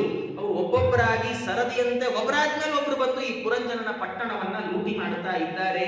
5 ಹೆಡೆ ಸರ್ಪ ಯಾವಾಗಲೂ ಕಾಪಾಡ್ತಾ ಇದೆ, ಆದ್ರೆ ಅದು ಗೊತ್ತಾಗದ ಹಾಗೆ ಇವರು ಆ ಪಟ್ಟಣವನ್ನ ಲೂಟಿ ಮಾಡ್ತಾ ಇದ್ದಾರೆ. ಹೀಗಿರುವ ಸಂದರ್ಭದಲ್ಲಿ ಆ ಚಂಡವೇಗ ಅನ್ನುವ ಏನು ಗಂಧರ್ವ ಇದ್ದಾನೆ, ಅವನು ಒಬ್ಳು ಮಗಳಿದ್ದ. ಅವಳ ಹೆಸರು ಜರ ಅಂತ. ನೋಡಕ್ಕೇನು ಚೆನ್ನಾಗಿದೆ, ಹಾಗಾಗಿ ಅವಳು ಮದುವೆನೇ ಆಗಿಲ್ಲ. ಅವಳು ಮದುವೆ ಆಗಿದ್ದಾಗ ಅವಳು ನಾರದ್ರ ಹತ್ರ ಬಂದ. ನಾರದ್ರು ಹೇಳ್ಕೊಳ್ತಾರೆ, ನನ್ನ ಹತ್ರನೂ ಬಂದ್ಬಿಟ್ಟಿದ್ಲ ಅವಳು ಮದುವೆ ಮಾಡ್ಕೊಳ್ಳಿ ಅಂತ, ನಾನು ಮದುವೆ ಮಾಡ್ಕೊಳ್ಳಲ್ಲ ಅಂತ ಹೇಳಿ ಭಯ ಅನ್ನುವ ಯವನ ರಾಜನ ಹತ್ರ ಕಳಿಸಿದೆ. ಆ ಯವನ ರಾಜ ಅವನಿಗೊಬ್ಬ ಅಣ್ಣ ಇದ್ದ ಪ್ರಜ್ವಾರ ಅಂತ, ಅವನ ಹತ್ರ ಕಳಿಸ್ದ. ಆ ಪ್ರಜ್ವಾರ ಮತ್ತು ಜರ ಇವರಿಬ್ರು ಮದುವೆ ಆದ್ರು. ಮದುವೆ ಆದವರು ಏನ್ ಮಾಡಿದ್ದಾರೆ, ಅವರು ಯಾರಿಗೂ ಗೊತ್ತಾಗದ ಹಾಗೆ ಎಲ್ಲರ ಒಳಗೆ ಸೇರಿ ಅವರನ್ನು ಉಪಭೋಗಿಸ್ತಾ ಇದ್ದಾರೆ. ಹೀಗೆ ಅಂತ ಹೇಳ್ತಾ ಇಂಥ ಪುರಂಜನ ರಾಜ್ಯದ ಮೇಲೂ ಅವರ ದಾಳಿ ಆಯಿತು. ದಾಳಿ ಆದ್ರೆ ಅವರು ಎಲ್ಲ ಏನ್ ಮಾಡಬೇಕು ಅಂತ ಗೊತ್ತಾಗ್ಲಿಲ್ಲ. ಆ ಪುರಂಜನನ ಪಟ್ಟಣವನ್ನ ಕಾಯ್ತಾ ಇದ್ದ 5 ಹೆಡೆಯ ಸರ್ಪ ಅದು ಊರು ಬಿಟ್ಟೇ ಹೊರಟು ಹೋದ್ರೆ ರಾಜ ಅವನು ತಾನು ಮೃತನಾದ. ಸಾಯುವಾಗ ದೇವರನ್ನು ನೆನೆಯಲಿಲ್ಲ, ತನ್ನ ಹೆಂಡತಿಯನ್ನೇ ನೆನೆಸ್ತಾ ಮೃತನಾದ. ಹಾಗಾಗಿ ತಾನು ವಿದರ್ಭ ದೇಶದ ರಾಜಕುಮಾರಿಯಾಗಿ ವೈದರ್ಭಿ ಅಂತ ಕರೆಸಿಕೊಂಡ ಹುಟ್ಟಿದ. ಇವನ ಹೆಂಡತಿ ಯಾರು, ಪುರಂಜನಿ ಇದ್ಲು. ಆಕೆ ಪಾಂಡ್ಯ ದೇಶದ ರಾಜನ ಮಗನಾಗಿ ಮಲಯಧ್ವಜ ಅನ್ನುವ ಹೆಸರಿನ ರಾಜಕುಮಾರನಾಗಿ ಹುಟ್ಟಿದ್ಲು. ಆ ಜನ್ಮದಲ್ಲೂ ಅವರಿಬ್ಬರಿಗೂ ಮದುವೆ ಆಯಿತು. ಮದುವೆ ಆದ್ರೆ ಅವ್ರದ್ದು ಭಾರಿ ಸಂಸಾರ ಎಲ್ಲ ಮಾಡಿ ಕೊನೆಗಾಲಕ್ಕೆ ಮಲಯಧ್ವಜ ಮೃತನಾದ್ರೆ ಅವನ ದೇಹವನ್ನ ಚಿತೆಯ ಮೇಲಿಟ್ಟು ಅಳ್ತಾ ಇರೋ ಕಾಲಕ್ಕೆ ಯಾರು ಈ ಪುರಂಜನ ಅವಿಜ್ಞಾತ ಏನು ಸಖ ಸ್ನೇಹಿತ ಇದ್ದ ಬ್ರಾಹ್ಮಣ ರೂಪದಿಂದ ಬಂದಂದ, ನೀನು ಹೆಣ್ಣಲ್ಲ, ನೀನು ನಾನು ಸ್ನೇಹಿತರು, ಮಾನಸ ಸರೋವರದಲ್ಲಿ ವಿಹಾರ ಮಾಡ್ತಾ ಇದ್ವಿ, ಆದ್ರೆ ನಿನ್ನನ್ನು ಮರ್ತಿದ್ದಕ್ಕೆ ನಿಂಗೆ ಇಷ್ಟೆಲ್ಲ ಆಯ್ತು ಅಂತ ಹೀಗೆ ಕಥೆ ಹೇಳಿ ನಾರದರಂತಾರೆ. ಇದು ನಿಜವಾಗಿ ನಡೆದ ಕಥೆನೇ, ಇದು ಯಾವುದೋ ಸುಮ್ಮನೆ ಆಖ್ಯಾಯಿಕೆ ಅಲ್ಲ. ಆದರೆ ಇದರ ಹಿನ್ನೆಲೆಯಲ್ಲಿ ಒಂದು ಅಧ್ಯಾತ್ಮ ಅಡಗಿದೆ. ಅವರಂತ ನಾರದರು, ಪುರಂಜನ ಅಂದ್ರೆ ಜೀವ, ಪುರಂಜನಿ ಅಂದರೆ ಬುದ್ಧಿ. 9 ದ್ವಾರದ ಪಟ್ಟಣ ಅಂದರೆ ಈ ದೇಹ ಅನ್ನೋ ಪಟ್ಟಣ. ಬುದ್ಧಿಗೆ ಮನಸೋತು ಜೀವ ಈ ದೇಹದಲ್ಲಿ ವಾಸ ಮಾಡಿಕೊಂಡಿರ್ತಾನೆ. ಚಂಡವೇಗ ಅನ್ನುವ ಗಂಧರ್ವ ಅಂದರೆ ಅದನ್ನ ಪಟ್ಟಣವನ್ನು ಕಾಯೋ 5 ಹೆಡೆಯ ಸರ್ಪ ಅಂದರೆ ಪಂಚಪ್ರಾಣರು. ಈ ಪಟ್ಟಣದ ಪಕ್ಕದ ಊರಿನ ಚಂಡವೇಗ ಅನ್ನುವ ರಾಜ ಅಂದರೆ ಅದು ಕಾಲ. ಯಾಕೆ? ಕಾಲದ ವೇಗ ಪ್ರಚಂಡ ವೇಗ, ಹಾಗಾಗಿ ಚಂಡವೇಗ. ಅವನಿಗೆ 360 ಗಂಧರ್ವರು, 360 ಗಂಧರ್ವಿಯರು ಅಂದ್ರೆ ಹಗಲಿನ ಅಭಿಮಾನಿಗಳು 360, ರಾತ್ರಿ ಅಭಿಮಾನಿಗಳು 360. ಅವಳ ಮಗಳು ಜರ ಅಂದ್ರೆ ಮುಪ್ಪು. ಅವನು ಭಯ ಅನ್ನುವ ಯವನ ರಾಜ ಅಂದ್ರೆ ಭಯವೇ ಅವನೇ, ಅದೇ ಭಯ. ಅವನು ಪ್ರಜ್ವಾರ ಅಂದ್ರೆ ದೇಹಕ್ಕೆ ಬರುವ ಜ್ವರ. ಆ ಜ್ವರಕ್ಕೂ ಮುಪ್ಪಿಗೂ ಮದುವೆ ಮಾಡಿಸಿದ್ರಂತೆ. ಏನಂದ್ರೆ ಪುರಂಜನನ್ ಪಟ್ಟಣದ ಮೇಲೆ ಸದಾ ಕಾಲ ಇಬ್ರು ದಾಳಿ ಮಾಡಿದ್ರು. ಯಾರು? ಚಂಡವೇಗನ ಗಂಧರ್ವರು ಮತ್ತು ಪ್ರಜ್ವಾರ ಜ್ವರ, ಇವರಿಬ್ರು. ಗೊತ್ತಾಗದ ಹಾಗೆ, ಗೊತ್ತಾಗೋ ಹಾಗೊಬ್ರು, ಗೊತ್ತಾಗದ ಹಾಗೊಬ್ರು. ಏನರ್ಥ? ನಮ್ಗೆ ದಿನ ಕಳೆಯೋದು ಗೊತ್ತಾಗತ್ತೆ, ಆದ್ರೆ ಮುಪ್ಪು ಬರೋದು ಗೊತ್ತೇ ಆಗಲ್ಲ. ಗೊತ್ತಾಗದೇ ಇರೋ ಹಾಗೆ ಜರೆ ಮತ್ತು ಪ್ರಜ್ವಾರರು ಆಕ್ರಮಣ ಮಾಡಿದ್ರೆ, ಗೊತ್ತಾಗುವ ಹಾಗೆ ಗಂಧರ್ವಿಯರು ಆಕ್ರಮಣ ಮಾಡಿದ್ರು. ಇಬ್ಬರ ಆಕ್ರಮಣಕ್ಕೆ ಪಟ್ಟಣ ನಾಶ ಆಯಿತು. ಅಂದ್ರೆ ದೇಹ ಮುಪ್ಪಡರಿದೆ, ದೇಹ ಜರ್ಜರಿತವಾಯಿತು. ಯಾವಾಗ ದೇಹ ಜರ್ಜರಿತವಾಯಿತೋ ಈ ದೇಹ ವಾಸಯೋಗ್ಯ ಅಲ್ಲ ಅಂತ 5 ಹೆಡೆಯ ಸರ್ಪ ಅಂದ್ರೆ ಪ್ರಾಣದೇವರು ದೇಹದಿಂದ ಆಚೆ ಹೊರಟರು. ಪ್ರಾಣದೇವರ ಆಚೆ ಹೊರಟ್ರೆ ಏನಾಯ್ತು? ದೇಹ ಬಿದ್ದೋಯ್ತು. ಜೀವನನ್ನ ಎಳ್ಕೊಂಡು ಹೋದ್ರು. ಚಂಡವೇಗ ಅನ್ನುವ ಗಂಧರ್ವ ಜೀವನನ್ನ ಎಳ್ಕೊಂಡು ಹೋದ ಅಂತ ಈಗ ಹೇಳ್ತಾ ಅವರಂತಾರೆ, ನೋಡು ನಮ್ಮ ಪರಿಸ್ಥಿತಿ ಹೇಗಾಗಿದೆ ಅಂದ್ರೆ, ಹೂದೋಟದಲ್ಲಿ ಜಿಂಕೆ, ಹೆಣ್ಣು ಜಿಂಕೆ ಜೊತೆ ಸಣ್ಣ ಹುಲ್ಲು ಚಿಗುರು ಮೇಯ್ತಾ ದುಂಬಿಗಳ ಛೇಂಕಾರಕ್ಕೆ ಕಿವಿ ಕೊಟ್ಟು ಅದರಲ್ಲೇ ಆಸಕ್ತವಾಗಿಬಿಡತ್ತೆ. ಅದೇನಂದ್ರೆ ಜಿಂಕೆಗೆ ಭಾಗವತದಲ್ಲಿ ಬರುತ್ತೆ, ಒಬ್ಬೊಬ್ಬರು ಒಂದೊಂದರಿಂದ ಮೃತರಾದರು ಅಂತ ಹೇಳುವಾಗ ಜಿಂಕೆ ಶ್ರವಣೇಂದ್ರಿಯಕ್ಕೆ ಮರುಳಾಗಿ ಸಾಯುತ್ತಂತೆ. ಬೇಟೆಯಾಡುವವ ಜಿಂಕೆಯನ್ನ ಕರೆಸಲಿಕ್ಕೆ ಒಳ್ಳೆ ನಾದ ಬರುವಂತಹ ವಾದ್ಯವನ್ನ ನುಡಿಸ್ತಾನೆ. ಜಿಂಕೆ ಎಲ್ಲಿ ಒಳ್ಳೆ ಸೌಂಡ್ ಬರ್ತಾ ಇದೆಯಲ್ಲ ಅಂತ ಹುಡುಕೊಂಡು ಬಂದು ಬೇಟೆಗಾರನ ಬಲೆಯಲ್ಲಿ ಸಿಕ್ಕಾಕೊಳ್ಳುತ್ತೆ ಅಂತ ನಾರದರು ಅದನ್ನು ಹೇಳ್ತಾ, ಏನು ಮುಂದೆ ಪ್ರಾಣ ಹೋಗುತ್ತೆ ಪ್ರಾಣವನ್ನ ತೆಗಿಲಿಕ್ಕೆ ಮುಂದೆ ತೋಳ ಇದೆ, ಆದರೂ ಈ ಜಿಂಕೆ ಹುಲ್ ಮೇಯ್ಕೊಂಡು ದುಂಬಿ ಝೇಂಕಾರ ಕೇಳ್ಕೊಂಡು ಸುಖವಾಗಿದೆ. ಅಷ್ಟರಲ್ಲಿ ಹಿಂದಿಂದೊಬ್ಬ ಬೇಡ ಬಂದು ಬಾಣ ಬಿಟ್ಟು ಜಿಂಕೆಯನ್ನ ಕೊಂದೇ ಹಾಕ್ತಾನೆ. ನಮ್ಮ ಪರಿಸ್ಥಿತಿ ಹೀಗೆ ಆಗಿದೆ. ಇದನ್ನು ನಾವು ಚೆನ್ನಾಗಿ ಅರಿತು ಇದನ್ನು ನಾವು ಅರ್ಥ ಮಾಡಿಕೊಂಡು ನಾವು ಸಂಸಾರದಲ್ಲಿ ಆಸಕ್ತಿಯನ್ನು ತೊರೆದು ಭಗವಂತನನ್ನು ಸೇವಿಸಬೇಕು ಅಂತ ಹೀಗೆ ಹೇಳಿ ಆ ಪುರಂಜನೋಪಾಖ್ಯಾನ ಮುಗಿಸ್ತಾರೆ. ಇಂತಹ ಪ್ರಾಚೀನ ಬರ್ಹಿರಾಜನ ಮಕ್ಕಳು ಪ್ರಚೇತಸರು ಏನು ತಪಸ್ಸಿಗೆ ಹೋಗಿದ್ದಾರೆ, ಅವರು ಭಗವಂತನಿಂದ ಅನುಗ್ರಹೀತರಾಗಿದ್ದಾರೆ. ಅನುಗ್ರಹೀತರಾಗಿ ಇನ್ನೇನು ಬರುವಾಗ ಇಡೀ ಭೂಮಂಡಲ ಎಲ್ಲ ಸಸ್ಯಗಳಿಂದ ತುಂಬಿ ಹೋಗಿದೆ, ಮರಗಳೇ ಬೆಳೆದ್ಬಿಟ್ಟಿದೆ. ತಮ್ಮ ತಪಸ್ಸಿನಿಂದ ಎಲ್ಲ ಮರಗಳನ್ನು ಸುಡುವಾಗ ಚಂದ್ರ ಓಷಧಿ ವನಸ್ಪತಿಗಳ ರಾಜ ಅವನು ತಾನು ಬಂದ. ತನ್ನ ಮಗಳಾದ ಲತೆಗಳ ಮಗಳಾದ ಮಾರಿಷೆ ಅಂತ ಅವಳನ್ನು ಕೊಟ್ಟು ಪ್ರಚೇತಸರಿಗೆ ಮದುವೆ ಮಾಡಿದ್ದಾನೆ. ಇವರಿಬ್ಬರ ದಾಂಪತ್ಯದ ಫಲವಾಗಿ ದಕ್ಷನೇ ಪುನಃ ತಾನು ದಕ್ಷ ಅನ್ನುವ ಹೆಸರಿನಿಂದ ಇವರ ಮಕ್ಕಳಾಗಿ ಅವತಾರ ಮಾಡಿದ್ದಾನೆ. ಇಂಥ ಪ್ರಾಚೇತಸರು 12 ಲಕ್ಷ ವರ್ಷಗಳ ಕಾಲ ರಾಜ್ಯಭಾರ ಮಾಡಿದ್ದಾರೆ. 12 ಲಕ್ಷ ವರ್ಷಗಳ ಕಾಲ ರಾಜ್ಯಭಾರವನ್ನು ಮಾಡಿ ತಾವು ಪಶ್ಚಿಮ ಸಮುದ್ರ ತೀರದಲ್ಲಿ ತಪಸ್ಸು ಮಾಡಿ ಭಗವಂತನನ್ನು ಆರಾಧಿಸಿ ಮೋಕ್ಷವನ್ನು ಪಡೆದಿದ್ದಾರೆ ಅಂತ ಹೀಗೆ ಹೇಳ್ತಾ, ಇಂಥ ಪ್ರಾಚೇತಸರು ಇವರೆಲ್ಲರ ಈ ಕಥೆಯನ್ನು ಕೇಳುವವರು ಉತ್ತಮವಾದ ಗತಿಯನ್ನು ಪಡೀತಾರೆ ಎನ್ನುವಲ್ಲಿಗೆ ಈ ಸ್ಕಂದ ಸಮಾಪ್ತಿಯಾಗ್ತಾ ಇದೆ ಅಂತ ಹೇಳಿ ಮುಂದಿನ ಸ್ಕಂದದ ಉಪನ್ಯಾಸವನ್ನು ನಾಳೆ ದಿವಸ ನೋಡೋಣ ಅಂತ ಹೇಳ್ತಾ, ಸರ್ವೇಂದ್ರಿಯ ಪ್ರೇರಕೇಣ ಶ್ರೀ ಪ್ರಾಣಪತಿನೇತ ಯದೌಚ ಮಹಂತೇನ ಪ್ರಿಯತಾಂ ಕಮಲಾಲಯ ಮಧ್ವೇಶ ಶ್ರೀ